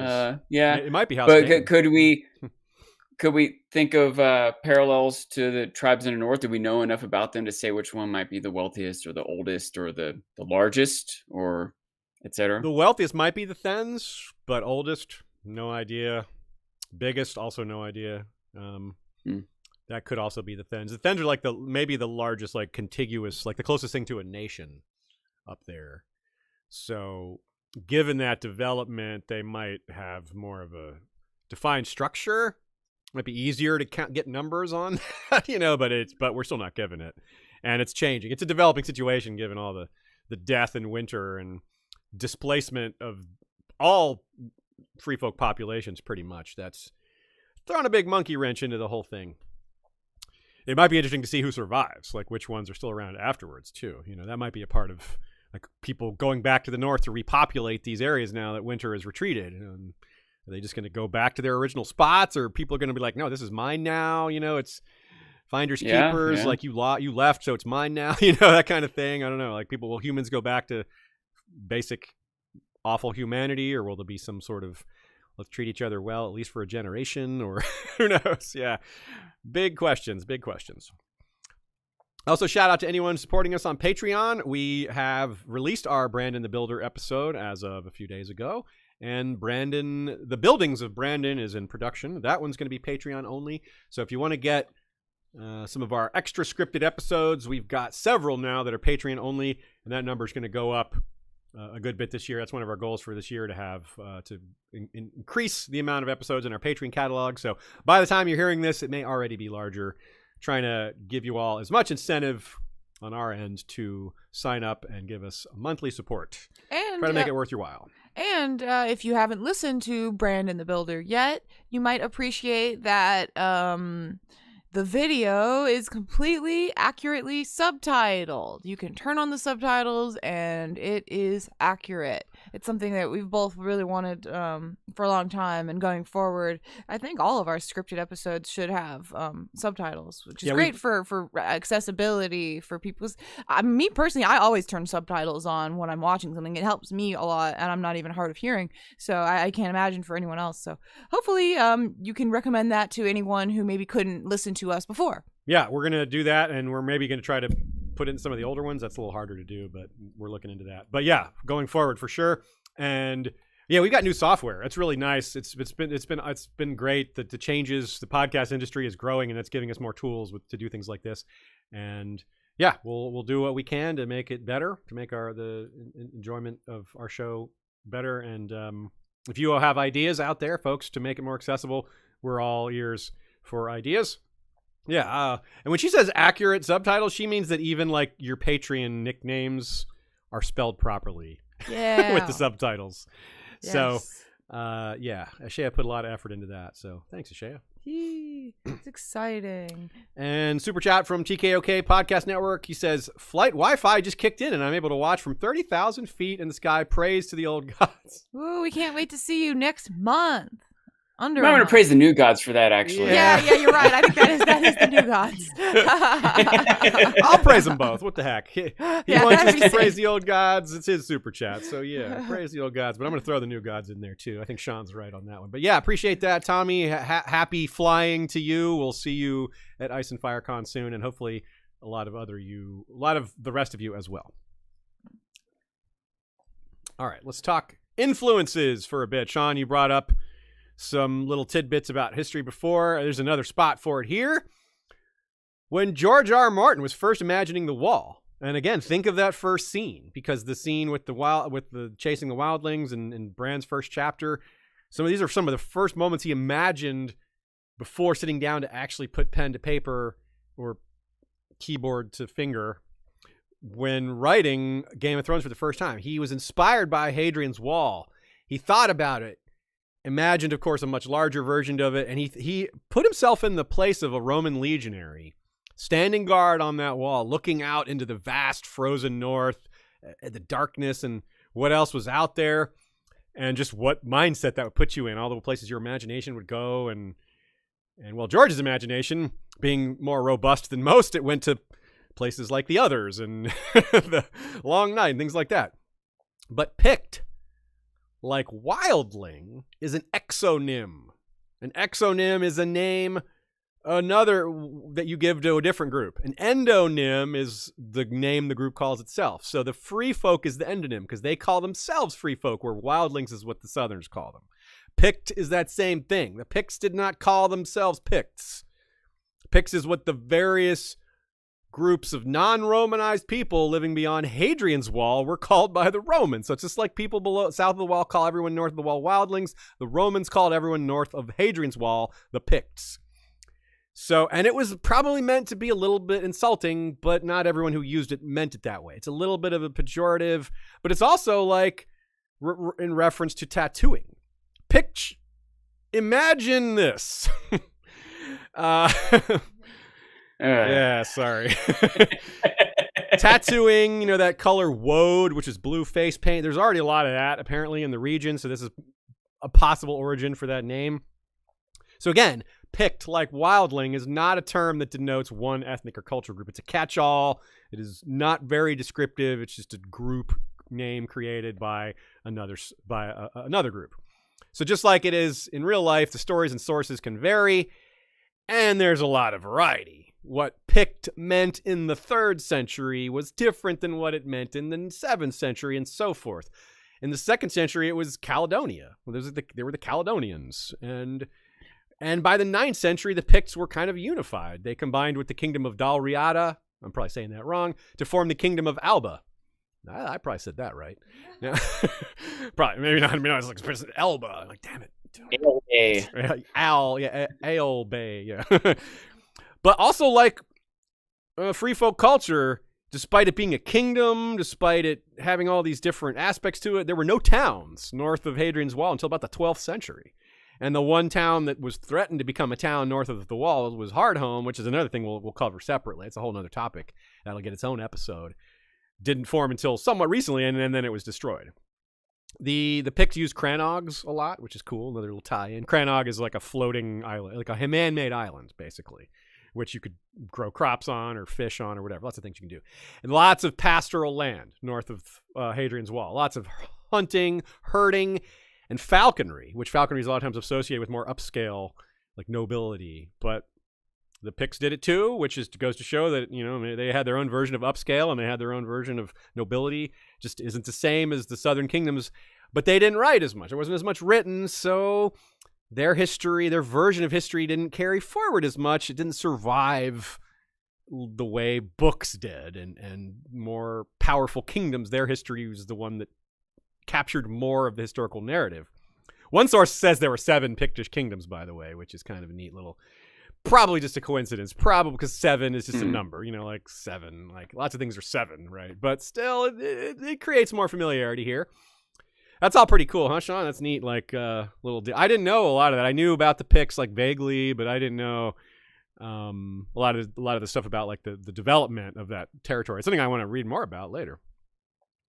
Yeah, same. I another thought I had kind of along the same line.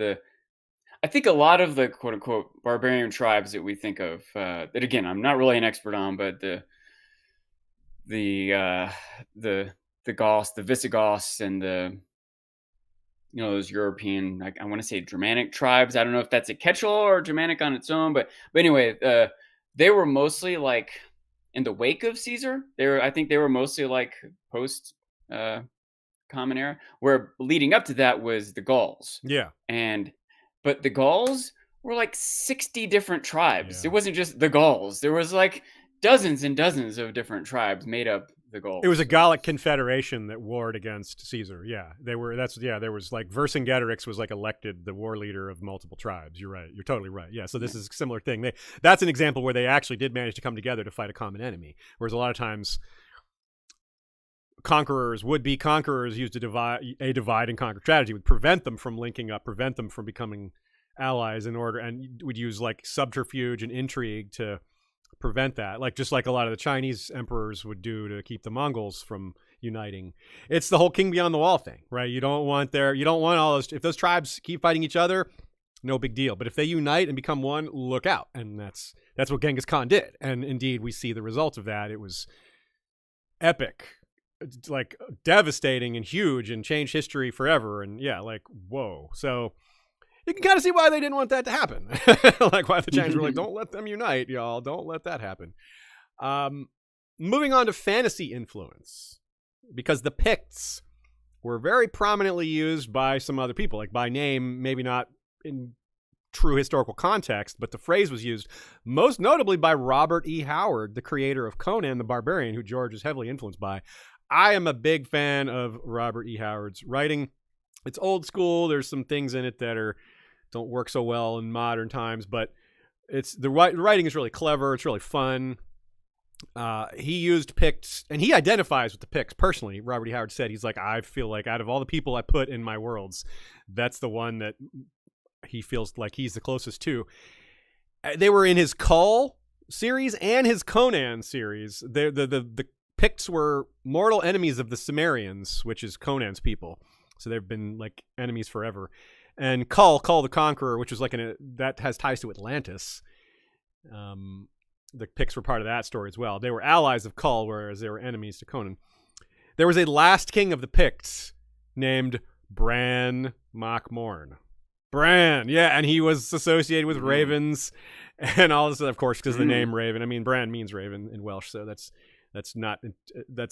of course it does that, but yeah, it's more like a shared root that they both have than yeah. You're right. Yeah, Shea nailed it there. So also H.P. Lovecraft, coming back to him, also used Bran Mac Morn because he was friends with Robert E. Howard, and in the pre-internet era when they communicated entirely by handwritten letter.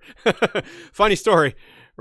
H.P. Lovecraft and Robert E. Howard were corresponding quite a bit, and Lovecraft drove down to, like, I'll come hang out with you for 6 weeks, and he arrived and discovered that Robert E. Howard was like 14.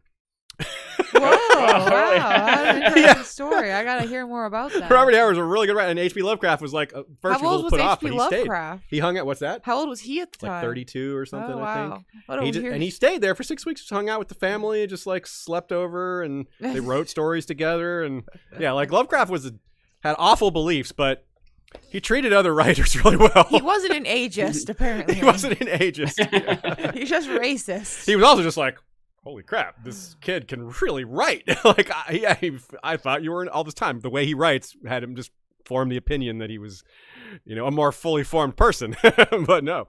So anyway, some Picts could turn into werewolves in Howard's stories as well. So a little bit of skin changing, but that's also more of a common origin story than something that like he invented himself. Obviously, werewolves weren't invented by Robert E. Howard.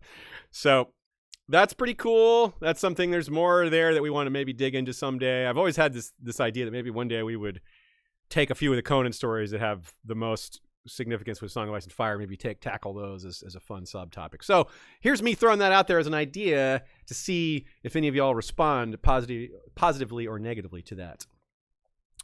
But let's move on to the concept of a raiding culture. This is something we could talk about in a lot of different ways.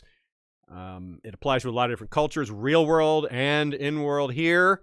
So this is not a comprehensive look at it, but we definitely need to talk about it some. We'll start off with a quote. Sorry, I had my mute on. Okay. The wildling raiders troubled the realm largely for iron and steel, things they lacked the skill to make themselves. Many raiders are armed with weapons of wood and stone, even of horn in some cases. Some carry bronze axes and knives, but even those are considered valuable. The famous war leaders amongst them often sport stolen steel, sometimes taken from rangers of the watch whom they have killed. Now, this, I would say, there's even more just prejudice, just denigrating the wildlings, saying things they lack the skill to make themselves. I don't think that's the reason, because it might be, but I don't think that's the reason. Because, for example, the Thens have forges. They make weapons of bronze. I don't think it's skill. I think it might be they don't have the raw materials. They might not have the skill. They might not. They lack the wherewithal, might be a better phrase. Yeah. Because I think part of it is you have to get to a certain heat. Yes. And so to do steel, yeah. There's part technology there, but part resource. They have to have enough wood or the right type of wood and etc. But also, it's forbidden to sell weapons to the free folk. It's a law in the Seven Kingdoms that you can't sell them weapons. So presumably you also can't teach them how to do it. So part of this is kind of an unfair thing because there's been attempts by the South to prevent them from getting this. It's not just like they lack the skill. It's like y'all have stopped them from doing this. It's a policy as much as it is anything. When I mention other raiding cultures, you have things like the Dothraki, the Ironborn, just pirates. Slave raids still happen in current times. A lot of this stuff is real world accurate, or at least similar or familiar. So Nina mentions that it was prohibited to sell weapons to the Native Americans from like white folk in certain eras. I don't know a lot about those laws, but I believe it. I totally believe that a group of people that a lot of early settlers wanted to kill would not want to arm them with the best weapons. Like, that's just common sense. Like, yes, it's a lot of prejudice involved, but it's still a pretty simple conclusion. It was something that the British and French governments would like use the natives as pawns. Yeah. Like, we'll give you rifles if you go attack our enemies. Yeah. And that worked out pretty well because of course they wanted the weapons. Like Like, Yeah. we don't really want to get involved with you, British people, but you're the enemy of our enemies, is our friend, etc. Which is how the British saw it. Then you're an enemy of our enemy. So yeah, they're kind of like, well, we'll work with the ones that are killing us less. Yeah, Davos smuggled for a guy that was executed for giving weapons to the wildlings, for example. We've seen it not firsthand, but in his memories.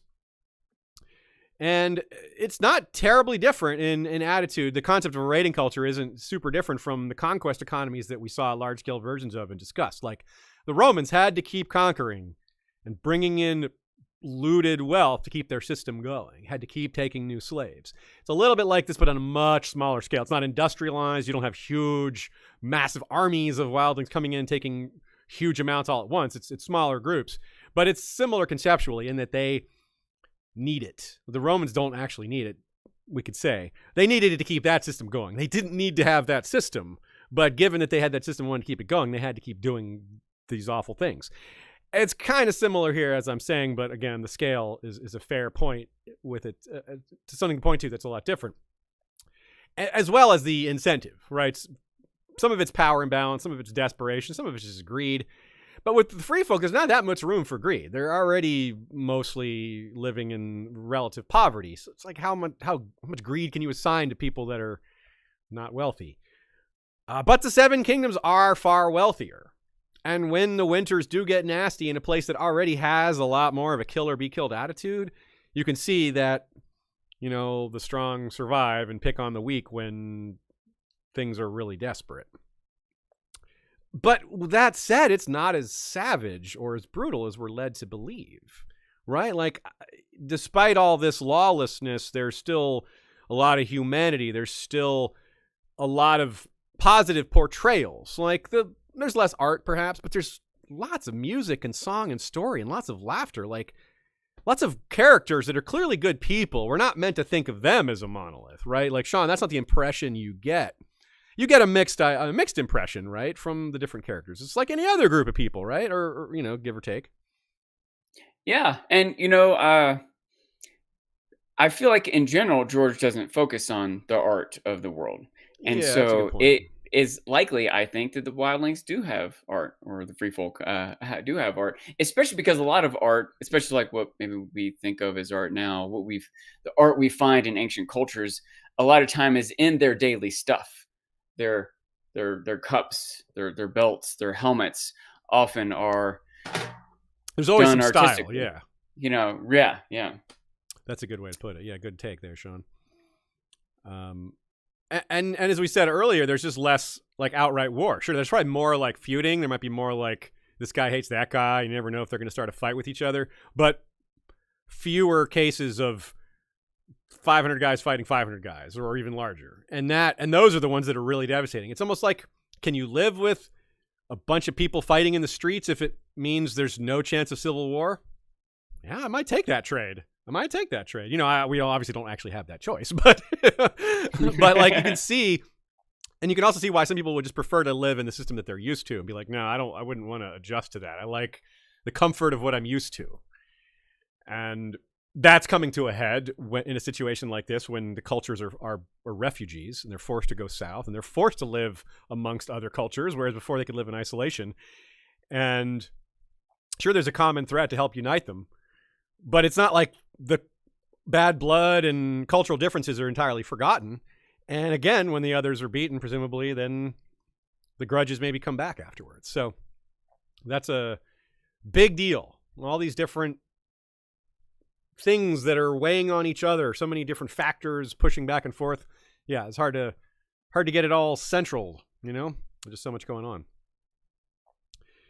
And when we talk about hatred, a lot of it's one-sided, because we have free folk clans that fight with each other, the Antler men and the Tusk men, for example, or the Ice River clans, or don't like some of the cave dwellers or what have you. But the free folk don't hate the Umbers.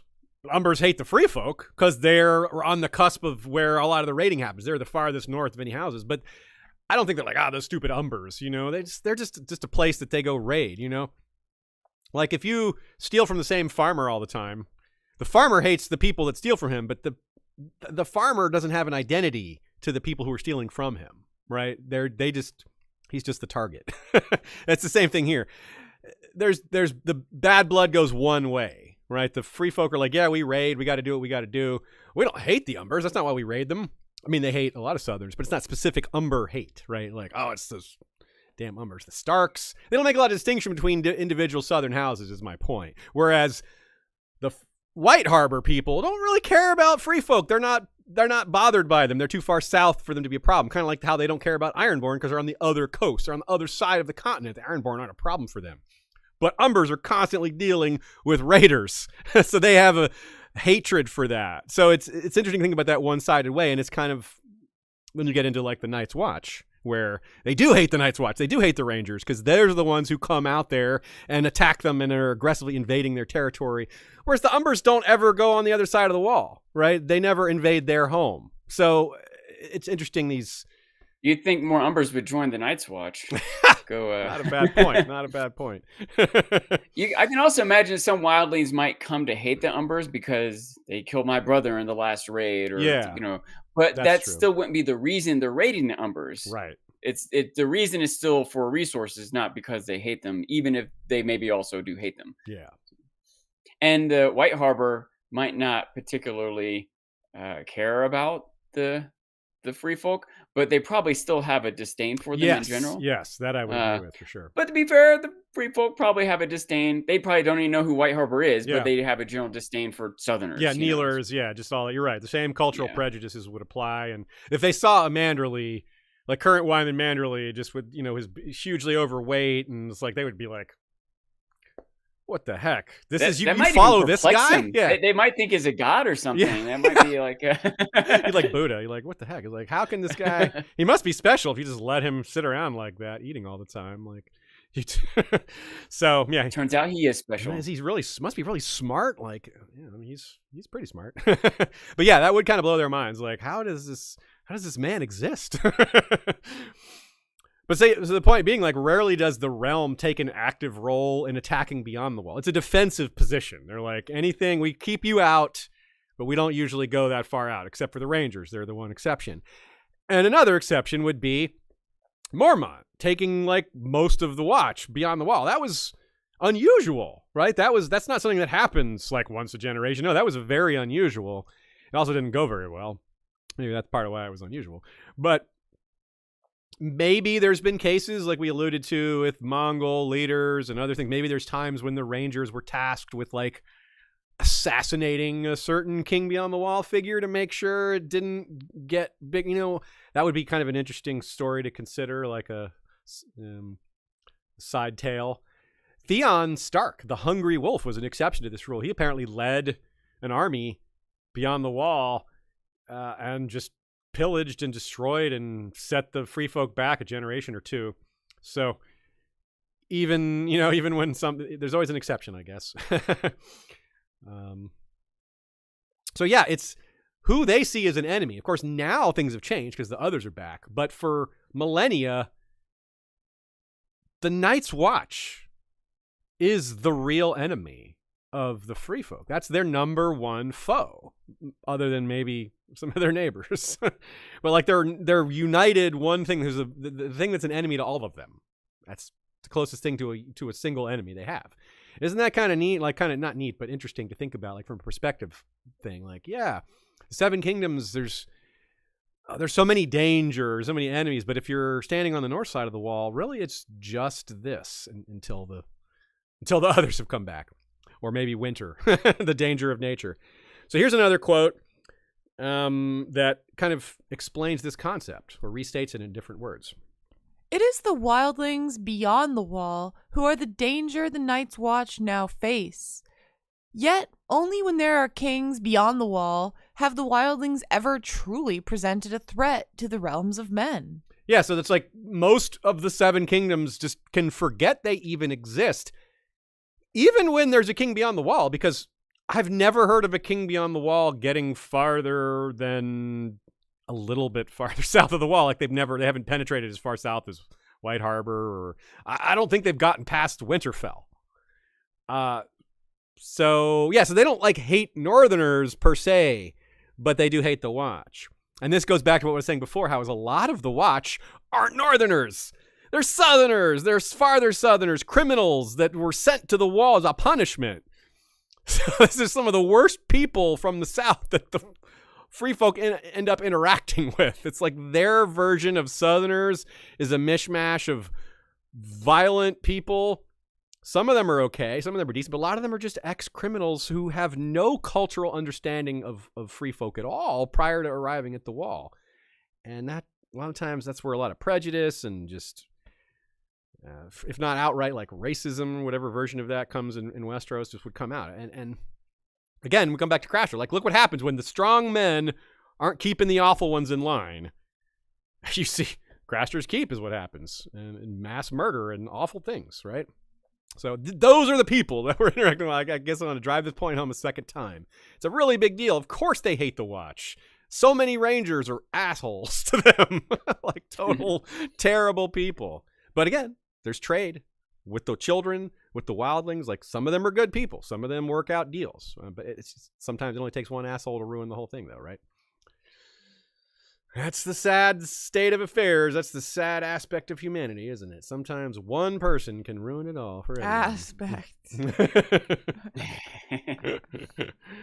Yeah, one Craster. Even if everyone on the Wall was, I don't know, educated, noble, honorable, whatever, there would still, just the nature of their role is still antagonistic to the wildlings. Yeah. Right? Yeah, that's true.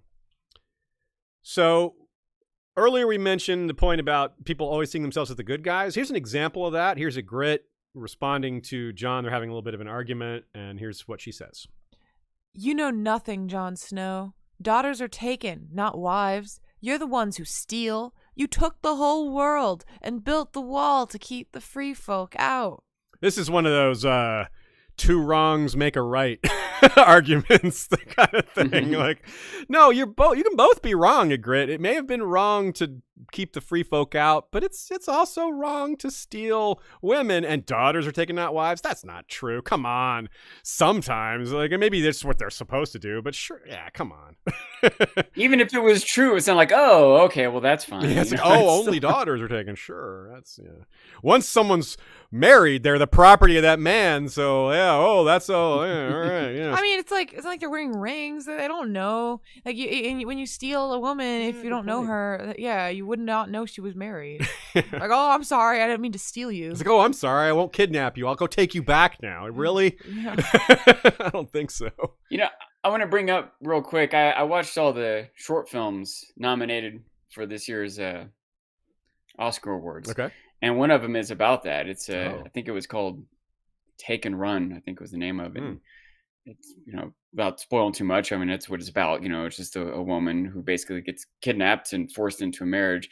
And at one point, the man is trying to justify himself to her. And he's like, what am I supposed to do? He's like, this is my culture. It's expected of me. And in my mind, I'm like, yeah, if you didn't do that, someone might kidnap you and take you away from your home. Like, what do you mean what are you supposed to do? Be a good person is what you're supposed to do. Yeah. Like, ask them out on a date. That's what you're supposed to do. Normal courtship. I don't know. Maybe it's not normal to you, but it does work. Whatever you think would happen to you if you didn't do this is not as bad as what you did to this. Is it really your only way to find a relationship? Are you serious? I mean, we see this as slavery, or at least close to it, I think. What was the culture that it was about, Sean? That short film, do you know? Oh, I think it was like in some remote area of China, maybe okay. Mongolia. It was definitely an Asian area. Interesting. All right.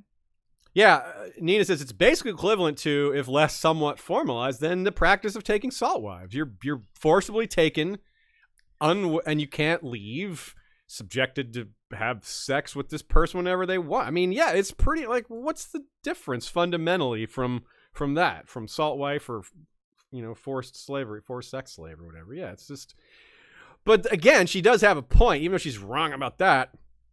It's her justifications that is wrong, not her criticism of what Southerners did and keeping free folk out and treating free folk like second class humans. That part she's right about. Like, yeah, that, why can't free folk and Seven Kingdoms people have trade relations, and what's wrong with that? So that's where she's got a point. You trapped us on the other side with the others. You denied us a lot of the best resources. You kept us from the fertile land. And this is, like you said, Sean, like, how far back do we go? Like, I don't know if you can blame Jon Snow for this.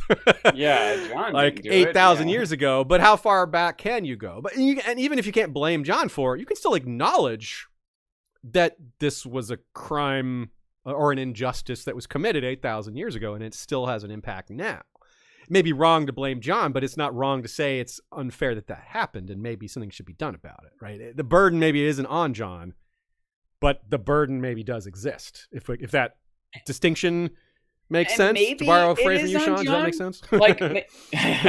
Like if maybe this isn't Jon's fault in the first place, but is he perpetuating it now?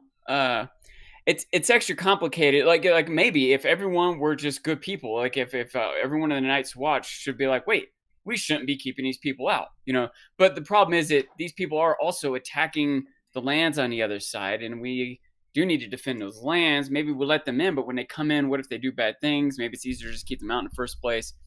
On top of all that, which is kind of complicated, however it might get justified, there's this other factor of the others, which on one hand, no one really believed in for many generations.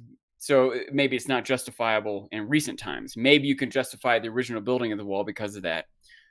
But it does happen to know, and Jon knows, and current members of the Watch do know that it is a real threat that's out there, and that's why the wildlings are even coming south now.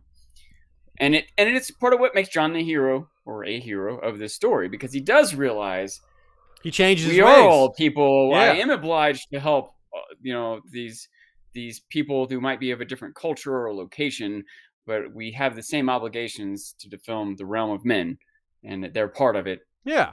Should be the realm of men and women or humans or whatever. Yeah. Yeah, that whole argument about you trapped us on this side of the wall with the bad guys is an interesting argument. I mean, Nina says, and I agree, one evil doesn't justify the other. Sure, you trapped us over here. That doesn't justify stealing women. The women on the south side didn't. Why are they suffering the brunt of this? It's not their fault, right?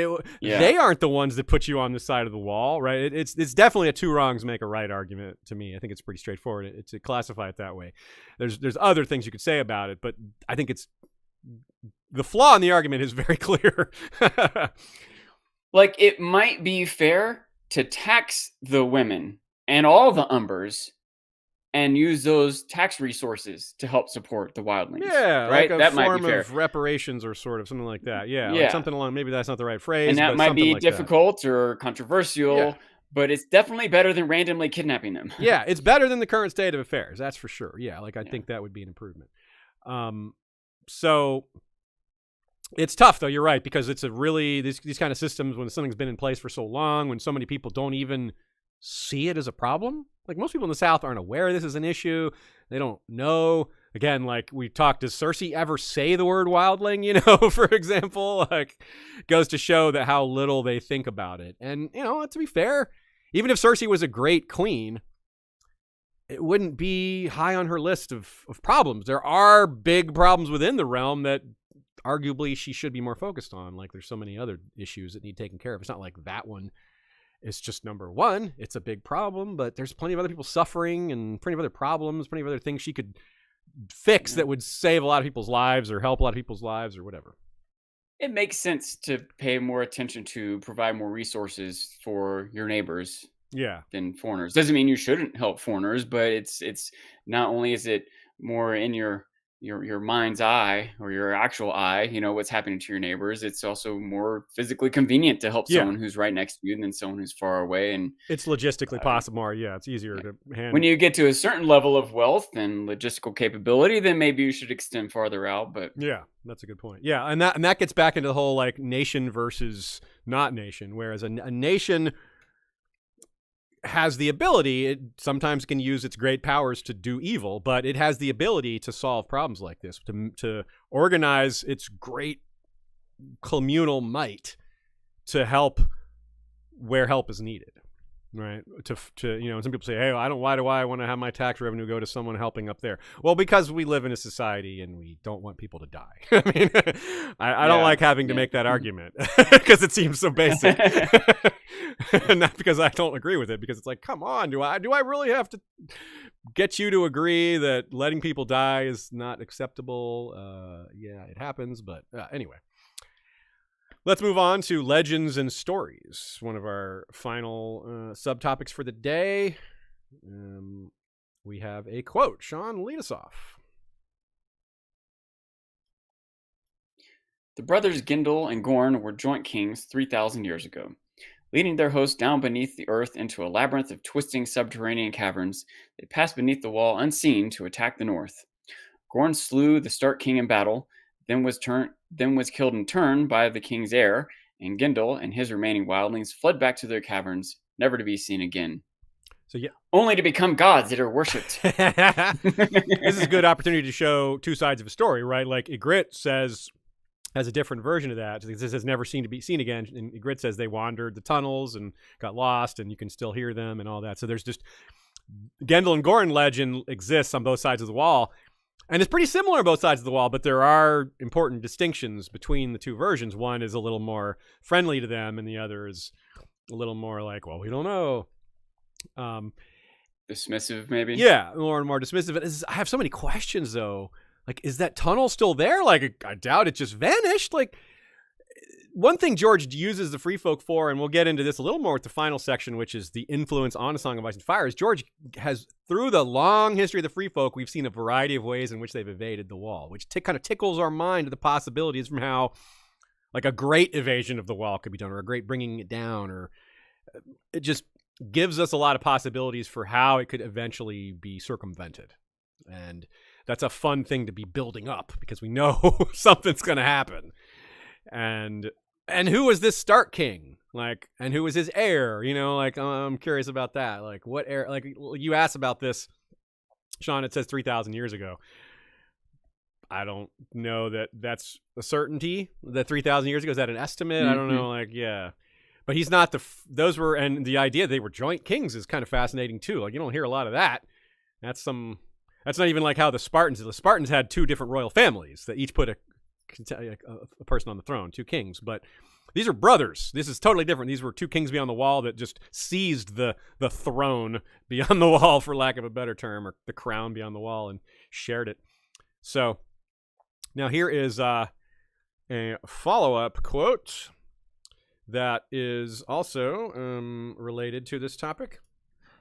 The threat posed to the realm by these savage peoples can be safely discounted, save for the times, once in a great while, when they united beneath the leadership of a king beyond the wall.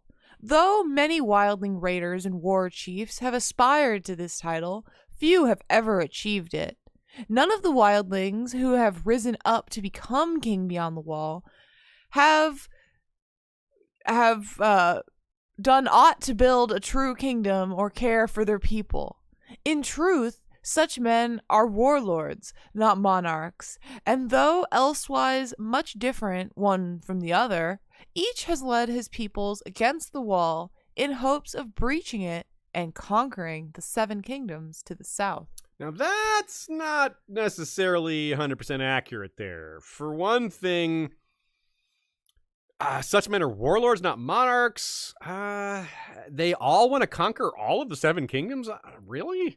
I don't think Gindel and Gorn were like, to Dorne, all the way south. Like, what? I don't think so. They might not even known what Dorne was. Yeah, they might have liked it because it rhymed. It was like Gorn of Dorne. I could be Gorn of Dorne. But other than that, I mean, yeah, what's there? It's like, why would they want to even, like, why would they even conceive of that as a possibility, right? Like, this seems like there's some exaggeration here. It's certainly not what Mance is doing. Mance is like, I'm leading my people because we're going to die to the others. So that's definitely not true in that case. Gindel and Gorn, we don't know what they were after. No free folk king beyond the walls ever, as I said, gotten farther than Winterfell as far as we know. I don't know that we have a real idea of what they were after. I mean, yes, they probably intended to stay. They probably were like, we want to live here now too. we're gonna carve out our own area. We're gonna overthrow the Starks and take this over. But I severely doubt they intended to go through the neck and into the Riverlands. Like, that just doesn't sound very feasible or likely, or yeah. I've got a couple thoughts too, Aziz. Go ahead. One is that at least 3 different thoughts, if I can keep them all in my brain. One is that Mance, unlike the others, would have had a pretty good knowledge of what the land south of the wall was like. It's true. He might have even been, probably was even part of his master plan. He probably knew we can settle in the gift. He you know, right, probably had no intentions of like attacking or taking over or going down a Dorne or anything. He just knew we just need to get south of the wall, we can settle the gift. No one in King's Landing will know or care that it even happened. There's lots of space in the north. Like, like that could have been negotiated. Yeah. Something like that. And I say the gift, but yeah, there's the whole north is just open land. The gift maybe is a very cromulent suggestion. Yeah. So, but that was also kind of springing from the idea that the other wildling leaders unlikely even knew, like, what's the chances they even have seen a map of the south of the Almost wall zero. or of the north, even probably zero, right? Yeah. Like, yeah. So even if they had some idea that they were going to conquer the whole thing, they just didn't conceive of what that actually meant. Yeah. And it probably couldn't even happen in a lifetime, you know. And like a Grit had never seen a tower house. She's like, oh, a castle. And John's like, nah. I was like, yeah, it just goes to show how little a lot of them know. Now, naive they are. You're right that Mance would be an exception. They to know that. nothing. They know nothing. Yeah. But some of them have raided several. Like, a lot of the leaders would have seen castles. They would have seen the castles on the wall at least and been like, yeah, no, I've seen that. Mhm. You know, like some of the Fens far up there have never even heard of such a thing. But a lot of them have raided. They have experience. They've seen at least some of it. But they couldn't possibly understand the idea of how much farther south it goes and what it would take to hold. Or like those a King's lands, Landing. won some battles. Yeah, they've seen castles, but a city of 500,000 people or whatever, that would be like, what the hell is this? Yeah. That would be like truly mind-blowing. Yeah, so if they had this crazy idea to conquer the South, it's because they don't know what they're saying. It's because they don't know how big it is and what it is. You know? I wonder how some of that might have been to the Huns or the Vandals getting to Rome. Like, whoa, we had no idea what was out in the world. Now that they're here, yeah, maybe. There was nothing stopping to have some intention of holding Rome. Yeah, you know. There'd be nothing stopping like Attila from just like riding into Rome. Like, he could have just ridden his horse to Rome and gone in and hung out and seen it, though. Like, whereas. Yeah. I mean, it may be an individual. He may have. Yeah, like there's some individual free folk that could sneak into the South, and then like Mance did that, but he knew his way around a bit already. It'd be hard to go all the way down to King's Landing and back, and then even if you did, would you even have the language to communicate what you had seen? Would people believe you? Yeah, like it's like the gods must be crazy. That movie. Yeah, that's a really good analogy. Yeah. Great movie. So. The other thing, a little bit different, but something I was thinking earlier when we were talking about the sort of biases that Yandel is having here, it occurs to me that he might not be quite as biased as we're painting him to be. He has an audience too, right? He's going to paint this picture for the king that he's appealing to. And so he might understand on some level that the king would want, making the wildlings seem more savage makes the king seem more noble. Does that make sense? On some level, he's making an appeal in his presentation. That's a good point. to his audience. So. Yeah, that's a good idea. Just a good thought that what Yandel says isn't always what he believes. Yeah, he knows his audience. That's a great point. Yeah, Yandel, it isn't necessarily what he thinks himself. You're right. It's some of its presentation. Always need to keep that in mind with pretty much any presentation. Now, I also want to know is it even possible to build a functional kingdom beyond the wall? Like, he throws shade at the ideas. Like, they're not trying to like build a kingdom and care for the people. Well, they don't want to. Like, he thinks that this is what they should be doing. He thinks that this would be the right direction for them to take because it's what he thinks is the best option. Now we have like. Or he wants the king to think that way. Yeah, okay. Also true. Right? Very good. Very good. Yeah, you're right. You're a great king. You're trying to do good things for your people, not like these other savages north of the wall. Yeah, he can't exactly throw shade on the concept of monarchy when he's presenting this book to a king. He's like giving this to Robert / Joffrey / Tommy. He's like, by the way, I don't think monarchy is such a good idea. Page 15. Go ahead, take a look. Joramun was apparently the first king beyond the wall. Clearly, people still believe in that legend a lot, and a lot of legends are taken seriously. That's why I've kind of merged this idea of kings beyond the wall with some of the legends and stories, because they've amalgamated into one thing in a lot of cases. A lot of them are legendary, but they may have been real. The Horned Lord is another one. Maybe apparently 1,000 years after Joramun, which is most certainly just some pretty vague estimate. He apparently used some sort of magic to get around the wall. It's just magic. It's really unspecific. But that is interesting, you know. Again, it's tickling our minds with the possible ways in which people can get around the wall. It's just showing us things that we can theorize on. It's giving us examples. We can't settle on one idea. Is it tunnels? Is it sorcery? Is it this? Is it that? Yeah, so it's pretty cool. I wonder if George has even decided if he's letting these ideas kind of seep out and see where they go. Which one's going to be, which one's he going to do? There was King Edric Snowbeard, who apparently was a weak ruler late in life. He ruled really long, like he was ruled into senility, apparently. And it says in the quote about him, it says that there were even free folk were trying to cut off some of his territory. Slavers from the east, Boltons, all these different people, even free folk, even wildlings. Like, really? Wildlings were trying to cut a piece of the Stark realm in that era, huh? So that's interesting. So I wondered, it's a possible insight into what they were trying to achieve by invading, other than just, we want to live here now. And clearly not like Mance, where they're trying to escape the others and live here now. Now, one of the best examples, Bael the Bard. Remember when Ygritte tells the story to Jon, he's like, I never heard this story. What the hell are you talking about? So that's really interesting that she's like, oh yeah, we talk about it a lot up there. It's a famous story beyond the wall. And Eandel mentions it. It's in the World of Ice and Fire, but he refers to the possibility that it's made up. It's a really good quote here. Let's have it. And it also lines up that Jon might not know this story. Why? Yeah, right? why he would? Yeah, it fills in. It's really cleverly written here. Yeah. The wildlings say. Sorry, let me start again. The wildlings say he did, and credit many songs to his name, but the old chronicles of Winterfell say nothing of him. Whether this was due to the defeats and humiliations he was said to have visited upon him, including, according to one improbable story, deflowering a Stark maid and getting her with child, or because he never existed, we cannot truly say. This is a perfect segue from talking about what Yandel would present to the king, because this would be embarrassing. This would, if it happened, you can see why they would sweep it under the rug. A wildling is in the ancestry of the Starks? Like, that is a big deal, because you know how seriously they take their bloodlines and all that. That would be really, you can see why some people would think that. Like, we look at that and we're like, so? Like in modern times, like, what does it matter what his ancestry was? But they would take that as like, oh my gosh, a wildling in the bloodline of the Starks. Oh, it's a shameful thing.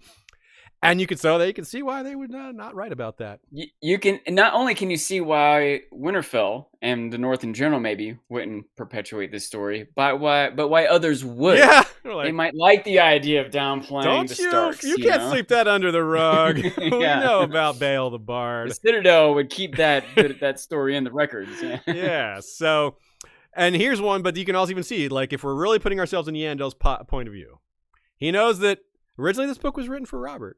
Robert's best friend's Ned. He wouldn't want to, he's like, we can't say. So the fact that he even includes the story at all is maybe, he was already taking a little risk. In after it was for Joffrey. Yeah, good point, yeah. His Joffrey had Stark's head chopped off. He does appreciate that story. He does call it improbable. He says, according to one improbable story. Like, it's got enough potential to be worth mention, but he still is like, I kind of doubt this. But by the way, I want to give Jack Gleason credit for playing the role of Joffrey, because a lot of times I imagine Joffrey reading this bit of the book. I could just see Jack Gleason playing out his reaction. He's like, "Oh, the Starks are all descended from wild. I'm not marrying Sansa. She's got wildling blood. Of course, kid, you might want to look into your own ancestry before." Yeah, he would start calling Ned that wildling northerner. Yeah, it'll just be his new nickname, just to irk Sansa every time. So the most recent, not counting Mance, that we know of was Raymond Redbeard. He was killed in 226, so that's only about 75 years ago. And he kind of like the Gendel and Gorn story, where the Lord was killed, the Stark was killed and then was avenged by a close kin. In this case, it wasn't his son, but his brother. Willem Stark was killed by Raymond Redbeard, and Artos the Implacable, his brother, killed Raymond Redbeard and led the battle from there and won and drove them back beyond the wall. So Willem is the father of Edwile, and Edwile was the father of Rickard, and of course Rickard was Ned's father. So that's not that far back in the genealogy there. And we see these common, constant things when we get the Stannis and his wife Selyse on the wall. They just push their culture like relentlessly, and just, it's not like you're going to do it our way. Selyse's way is like, your way doesn't exist. This is the way that is. Like, there is no, like, she doesn't even acknowledge that they have a way. She's like, this is the only way. Like, this descendant of Raymond Redbeard is clearly the person that should be king beyond the wall. Like, what? They don't do things like that. They're trying to force that. And they're not making a plea. They're not like explaining it. They're like, no, this guy is your king now. Because of course he is. Because this is the law, right? He's the bloodline. Like, of course it is. And there's no attempt to like reach an accommodation. There's no attempt to bridge that cultural divide. They're just like, this is how it is now. I'm Stannis' queen. I make this call. I will brook no argument. Like, yeah, that's not going to go well, Selyse. Like, Val like laughs at her, and Sir Patrick tries to steal her, and 1-1 kills him, and it's pretty hilarious because it's the opposite of the knight trying to save the princess from the giant. The giant saves the princess from the knight. I love that. I've mentioned that so many times. I can't get enough of that. George is one of his better inversions. So you have all these different examples. You wonder, like, throughout the ages, have there been other cases like this? Not of necessarily kings going on the wall and telling wildlings how to live, because the times right now are unusual. This is an exception to most of history. But yeah, I really wonder about that and how this is going to play out, because you can't just force people. Like, these are people they live the way they do because they won't be forced. So it's, yeah. Here's another take from Nina. In regards to why some of the other kings beyond the wall would have invaded without the others as a threat. She says, could be a sense of legend with no formal written histories. The way free folk heroes get remembered is in cultural tradition, songs, and stories. Jarl even motivated the raiding party John joined by telling them man's promised your name in the song he'll make of this. So yeah, it's just like glory and just being a standout amongst your own people. You know, there's always social standing. That has a lot of value to people. And when you don't have wealth or much else, then social standing has even more value when there's no money in the picture. But the resources, why were the Vikings venturing out? Yeah. Get yourself a steel sword. Get yourself some better quality stuff, better stuff to live by, Now, especially if you can imagine maybe like population swelling and the demand for food being greater, that you have both more people to go wage war, more demand for war because people need food, and you can go to the south to get it. Maybe even something as simple as like a plow, just metal for plows, might have basic been stuff, a driving force. You're right. Now, I mentioned that they don't necessarily have a lot of direct prejudices against certain houses in the South, but they certainly know some things about it. For example, they recognize Jon as a Stark. Like, people were like, he looks like a Stark. They know this is a Stark look, clearly, and Jon has it. And they've seen it before, and a lot of them are familiar with it. To be fair, plenty of Starks on the wall. Benjen, recently, was First Ranger. A lot of them would have known him. And the Starks are, when we all hear these stories about the Kings Beyond the Wall invading, it's pretty much always a Stark joining with the Lord Commander of the Night's Watch to fight them back. Right? There's almost always a Stark involved, or multiple Starks. And at the same time, we come back to this various sort of summary of what these legends do. Most legends beyond the wall, they're legendary for what they're able to do to people south of the wall. Their leadership in uniting people and taking them south. Even though it's been all failure, like the Ironborn, for in terms of some of their best leaders are some of the ones that have brought them the most grief. they still have a lot of acclaim for these leaders. And there's also this combination of ideas, like you said, tunnels, horns, trickery. One thing I didn't mention is just poor leadership. Sometimes the Kings Beyond the Wall get to the south because of the Watch is doing a bad job. Like in the case of Raymond Redbeard, it was Sleepy Jack. It was the nickname given to the Lord Commander, and he got that name because the Watch, they got past him without him noticing, because he was not very cognizant of what they were doing. How far back was that, by the way? So that's 75 years, not long. That's that one that was pretty recent. Which I partly bring up because it would be more in the time period where the wall isn't manned with as high a quantity or quality of troops. Very true. And right now, it's not necessarily poor leadership. In fact, I'd say it's very good leadership in the case of Jon. But Jon's leadership is not being accepted, clearly, by the people that just killed him. Mm-hmm. So, and we know there's more wildlings still to the north that haven't accepted the deal, like some of the worst ones. And now that chaos is broken out at the wall, with Jon being stabbed, this may be their chance. Be like, okay, the Watch is distracted. The Lord Commander isn't just sleeping; he's freaking dead. So, what better time than to try to break in than when they're in such disarray? A little tangent here. Sure. I don't mean to put you on the spot, but is Jorah Mormont a good leader? Jorah or Gior? Like he's Gior. Gior. Sorry. He had he's generally presented as a protagonist. I think of him as a good guy. Most people probably like him and think of him as a hero, but how successful has he been? I think he's a good leader, but his decision to go beyond the wall was a big mistake. Yeah. So I think it's not a simple answer. I think overall he was a good leader because he treated people well. You can name a number of things that were very correctly forward thinking, like bringing Jon along as in a leadership role, seeing that he needed people like him, focusing on the true problem in the north rather than being distracted by the south. Got to give him some props for that. He wasn't slack. He may have made the wrong move, but he focused on the right problem. And sometimes no matter how good leader you are, the situation is just so dire, and or you have such limited information, it's hard for him to make the right decision there. Yeah, I agree. And that's part, and to be fair, that's part of what he was trying to do. He was like, we don't have enough information. We need to go beyond the wall to find this out. That was the part of what he was doing, was trying to figure out what was happening. Part of why I bring this up, though, is because we can get to the core of this. But what do you think a couple generations from now, 75 years from now, how's he going to be remembered? Ooh. Right? I wonder if this Lord Commander who was asleep at the wall, maybe he was doing his darndest, but was just in an impossible position, I could see him being remembered badly, but I wonder, especially if Jon is also remembered badly. If Jon is remembered heroically, then Gior may get some credit for being the guy that kind of nominated him as his successor. He might get some credit. But if Jon is remembered badly, then the opposite could happen. Then that reflects on Gior for putting this guy in charge. Yeah, so that's a tough one. That's a real tough one. I could see it going either way.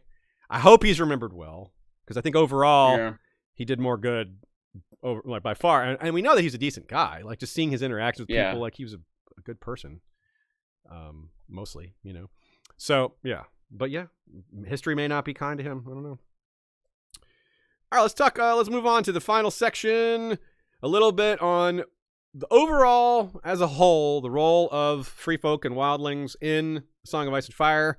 Obviously, individual characters, it's different. Individual tribes, it's different. But we're trying to take a very high-level view here, because if we were to drill down to bigger levels or smaller levels of detail, well, we're talking about a whole episode's worth of time here, and we're trying to wrap it up. So, just real quick for fun, 39 times wildling is mentioned in the World of Ice and Fire. 39 times throughout. So, and like I said at the beginning, it's very scattered throughout, because they come up in a lot of different places. A lot of times wildling versions of stories are inserted, or just legends here and there on a certain topic. But you can really tell where it's prominent within the book series, within the 5 main novels, based on the frequency of mentions. 19 times in A Game of Thrones. 17 times in A Feast for Crows. 17 Feast for Crows is very little of the North, only a little bit of Sam. 74 times in The Clash for Kings. 202 times in A Storm of Swords. 186 times in A Dance with Dragons. So huge numbers in building up in The Clash of Kings, then really big in Storm of Swords and A Dance with Dragons, when there's lots of Jon chapters at the wall. So that's maybe something you kind of already realized, but you may not have realized just how distinct that difference is. Like, that's a huge difference. That's more than 10 times more mentions. Yeah, that's a magnitude of difference at least. Meanwhile, the phrase free folk only appears 3 times in all of the World of Ice and Fire, and it's kind of hard to find how many times it appears in all of the books, because there's times where it's meant inexactly, like they're a free folk, but it's not referring to the free folk, right? Like that term comes up. So, but it's in the hundreds. It's in like 150-ish. So it's still a lot, but it's mostly only free folk referring to themselves that way. Almost everyone in the South, even people who respect them like Jon, still tends to call them wildling. I noticed that Jon does go back and forth, by the way. Yeah. It's something I've noticed. So one question people wanted to know about as well is their role as like a microcosm, as like a historical throwback. Like they are not stuck in this state, but the technology doesn't progress at the same rate, in part because of government, but more probably because of resources. But it's a way for George to show these old cultures, to show older versions of pre-versions of the First Men, and to show like a society versus nature sort of divide. The Wall is like that capstone, that difference. Magic didn't die beyond the Wall like it did south of it in a lot of ways. Partly because there was an effort to extinguish those elements south of the Wall, but also because those elements from the Wall were kind of forced there and maybe kind of preferred it. Skin changers, giants, children of the forest. Proximity to the home of the others, the land of always winter, is up there somewhere. I mean, it's what Bran sees in his coma dream. So that's there, right? It's up there, and we don't know much about it, at least not yet. So I think George is kind of giving us this land before time, this land, this separate, maybe the land of the lost, to borrow an old TV show that maybe George himself watched, where time is maybe moved differently, maybe for lack of a better phrase. But there's also an appeal in these characters. This freedom, this independence has a lot of sway on a lot of people. A lot of people find that idea romantic or compelling. Like Jon. Frankly, Jon likes a lot of it. And of course, Mance Rayder. He intentionally joined them. He was a member of the Night's Watch and left to be part of them. There's this guy, Maester Willis, who no relation to the Different Strokes character. This is Maester Willis, not What You Talking About Willis. But it is a case of What You Talking About Willis, because he went and lived at Hardhome for years, went back to the Citadel, wrote a book about it, and then was like, I want to go back. He apparently went back to live beyond the Wall and was never seen again. So he was drawn to it. So there's definitely like a romanticism here that George, I think the way he writes it, he shows that it's not for everyone. But some people really, really want it. It's exactly what they want. You need to have this example of what it's like to live without a king, a view into another system. Just the idea that something else is possible is important to people like Jon. They're like, I never considered this. I never thought about it this way. And to Jon's credit, it really moves him. He doesn't just say, okay, some people live differently. That's fine, but I live this way. No, he's an open-minded guy, and it moved him significantly, and it's changed who he is. And it's also showing us a lot of other things that we've discussed throughout this episode, that, yeah, there's always decent people, there's always terrible people, and even the decent people are flawed, like Ygritte or Tormund. Like, I think those are very popular characters, but no one's going to sit here and say that they're immune to criticism, that they haven't done bad things. So I appreciate George's portrayal of the wildlings. They're very sympathetic, despite so many exceptions, but they're not over-romanticized. There's some that romantic element is there, but I don't think George leans into it too heavily. And as Stannis would say, the good doesn't erase the bad. So George is consistent with that theme of, even when something is romanticized, he's never going to say it's immune to criticism or never say that there isn't some gray in there. Because there's Tormund, but there's Craster. There's Gilly, but then there's the Weeper. There's Leathers, and there's Steer. There's just, you could say that about characters from any region. You could find these examples. Right, Sean? Yeah. Yeah. There's Jon, but there's Tywin.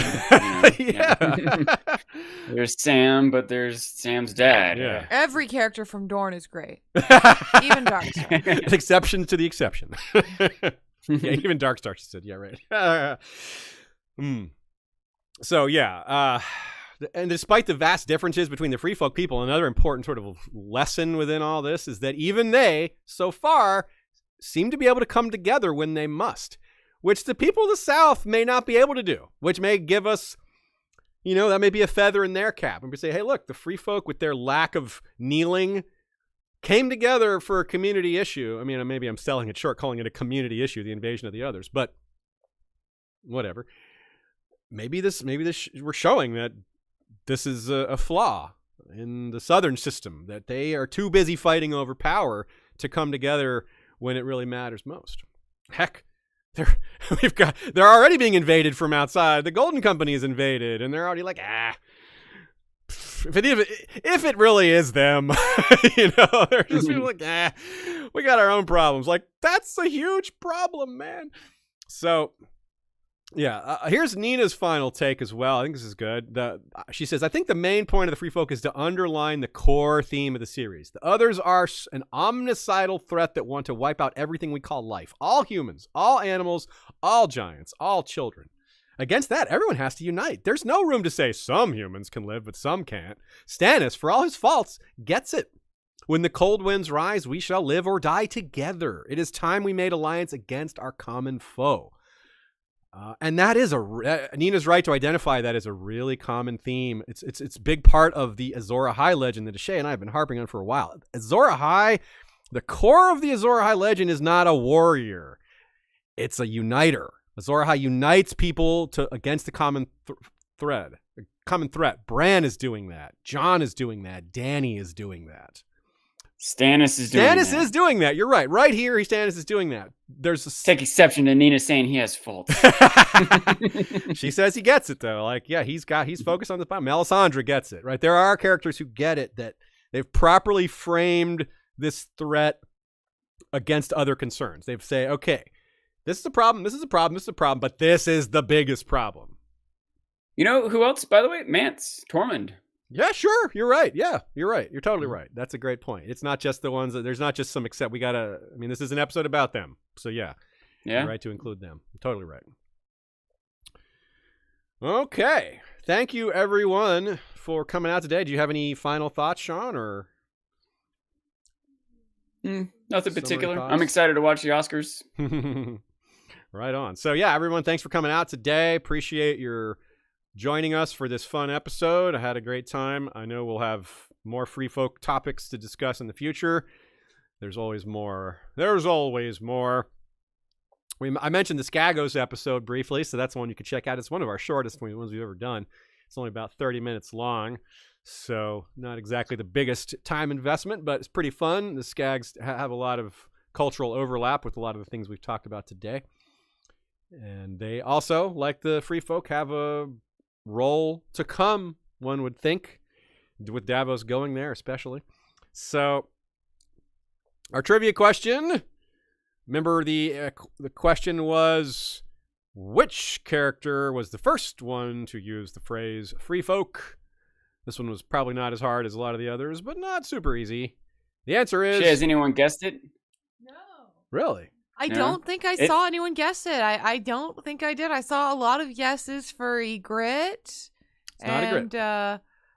The person who it is makes a lot of sense. Yeah. There's a last minute clue. If you want to sneak a guess in before Aziz reveals it. When you hear it, you're like, oh, of course. It's everyone's last chance. The answer is Osha. Right? That is kind of like of course it's Osha. Because Osha's like one of the first free folk they meet with Bran and Robb and out in the woods with Theon. When Theon kills she would refer to herself that way. She was like a relatively early character to be presented. It came in Bran 6 when she's talking about how Robb's marching his army the wrong way. The real threats to the north. Yep. So that's another one. Who knows? And of course, that's part of why she's fleeing. That's part of why they found her in the first place. She was fleeing that threat. Without Mance, she's just like, I'm going. Some people didn't want to follow Mance. They were just like, no, let's just get out of here on our own. And she might not be quite the uniter that Mance is, or some of these other characters, but she's not in position to do it yet. Right. Maybe she'll be more so later. We'll see. Yeah, we'll see. And she ended up, obviously the people she was with ended up all dead, but she ended up in a good place because now the Starks are indebted to her. She really did come through when it mattered most. She helped Rickon and Bran escape. And if she survives, she's got a reward coming from Bran or somebody because she deserves it. She did some good things. By the way, in the chat, people were obviously they're a minute behind us, so people did get their guess in. Scott Wortman, and Guilty Undertaker managed to guess OSHA. Nice. Oh, Other people were all guessing right, things cool. like Corn Half Band. No, it's not a bad guess. Yeah, there's some good ones. Yeah, Yeah. people who show respect for them. People who would use that phrase. Yeah. So good call, everyone. All right. Well, thank you to Nina for her notes and great takes. Thank you to anyone who supports us on Patreon, keeping all of this going. I guess this is. We would be like a car with no gas if it weren't for y'all. I guess this is the last week I'll mention this, but one last push. If you personally know anyone who frequently uses filters, augmented reality lenses, send my survey to them. bit.ly/AR lens. I really need more frequent users at this point. Right on. Thanks. Please do that. Yeah, Shea could use your help there on her survey. It's important for her school. Also, thanks to Joey, Jesse, and Kevin for our music. Thanks to Michael Klarfeld for our maps and video intro. Thanks to the mods that run our discussion spots like Facebook and Discord. You can also reach out to us on other social media like Twitter or send us an email at historyofwesteros@gmail.com. What's Here Be Dragons up to today? What are they doing? I forgot to take a look. I didn't take a look either, but also, Sean, I wrote in the document multiple times. I'm like, cat, and you're just not Oh, seeing sorry, me. I'm not seeing it. Yeah, I'm like, I don't want to interrupt Aziz. Should I run and get it real a quick? cat. Yeah, while I look this up for us. Here Be Dragons. Here be kitties. Doesn't currently have an upcoming live stream they're off today, scheduled. maybe. Okay. They're off because it's 15 minutes out, so probably it should be there if there's one. So Yeah, you're maybe right, just you're right. off. Okay. Well, no wonder. Well, that There was nothing to answers that. notice. Oh, we can plug someone else because over at Direwolf City, Oh, that's yeah. Girls Gone Canon with Gray Area and all those folks. They're covering the Righteous Gemstones season 2, and Aziz and I love the Righteous Gemstones, and we love Direwolf City. All those ladies are great, and they're starting at 6:15. So Alicia and Nim and all that. I'm not sure who else is in that group, but who's doing this? Yeah, who's doing Aran, the yeah. gemstones bit? yeah, I don't know who's exactly part of the Gemstone stream, but if you like the Righteous Gemstones and you like those ladies, check it out. And if you don't like the Righteous Gemstones, you should check that show out. Chloe tweeted, "Girls Gone Gemstone win," and I was like, "Oh, Yeah, it was great. that's a great name." But yeah, that show's hilarious. It's got John Goodman, Yeah, we Danny love Righteous McBride. Yeah, it's Gemstones. hysterical. Here's Sean though with a kitty. Oh, we got Jet today. Oh, We haven't seen her yeah. lately. She is just totally limp in my Yeah, arm. she is. I can't see her face. Oh, It's I cut off. spoke Oh, too soon. There we go. Yeah, look at her. Yeah. People, Yeah. say hey. Oh, she's got her little white tummy. Yeah, I like the white belly. Yeah, so cute. Okay, well, folks, we are. Another thing I haven't mentioned is because we're jumping around more with the topics we've gotten. There's going to be. It's less clear what the next topic should be based on the World of Ice and Fire. There's a lot of directions we could go. If you are a patron, be aware that we've been putting up, at least this last time, and we're going to keep doing this, more polls, more voting on which topic to do next. This topic was chosen by patrons amongst several choices. We'll continue to do that, except in cases where we have a follow-up topic that I specifically think needs to be connected to a recent one. But we'll be a lot more voting. So if you are a patron, look out for that. And if you're not, well, that's one little additional incentive to join. I want to make a plug too. I'm going to try tomorrow to get out my 1-minute reviews for all 10 of the Academy Award nominees. Oh, great. Yes. Sean. Yeah, check out Dancing Sean on YouTube for his 1-minute movie reviews. Yeah, If that's he's got one those- word. Dancing Sean. Yeah, at Dancing Sean. Yeah, Dancing Sean. At Dancing Sean on Twitter and Dancing Sean for YouTube. One word, like Ashaya said. And yeah, he's building up that collection of 1-minute movie reviews. And yeah, getting more and more traction there, huh? Getting in there with the Oscars would be a great idea. I thought it was so funny, Sean, when you did Here Be Dragons. I know that nerd, and you're talking, you're waxing poetic. Oh, it said he left and rejoined or something. I'm not sure what happened there. Anyways, if whether Sean can hear me or not, but someone said, Sean, how is Sean the person who does 1-minute movie reviews when he can wax poetic on about so many different things? I know. It's a real challenge. I mean, it's a challenge anyway, but it's an extra challenge for anyone who is long-winded like us. Well, everybody, we'll see you next week for more Valar Rereadis.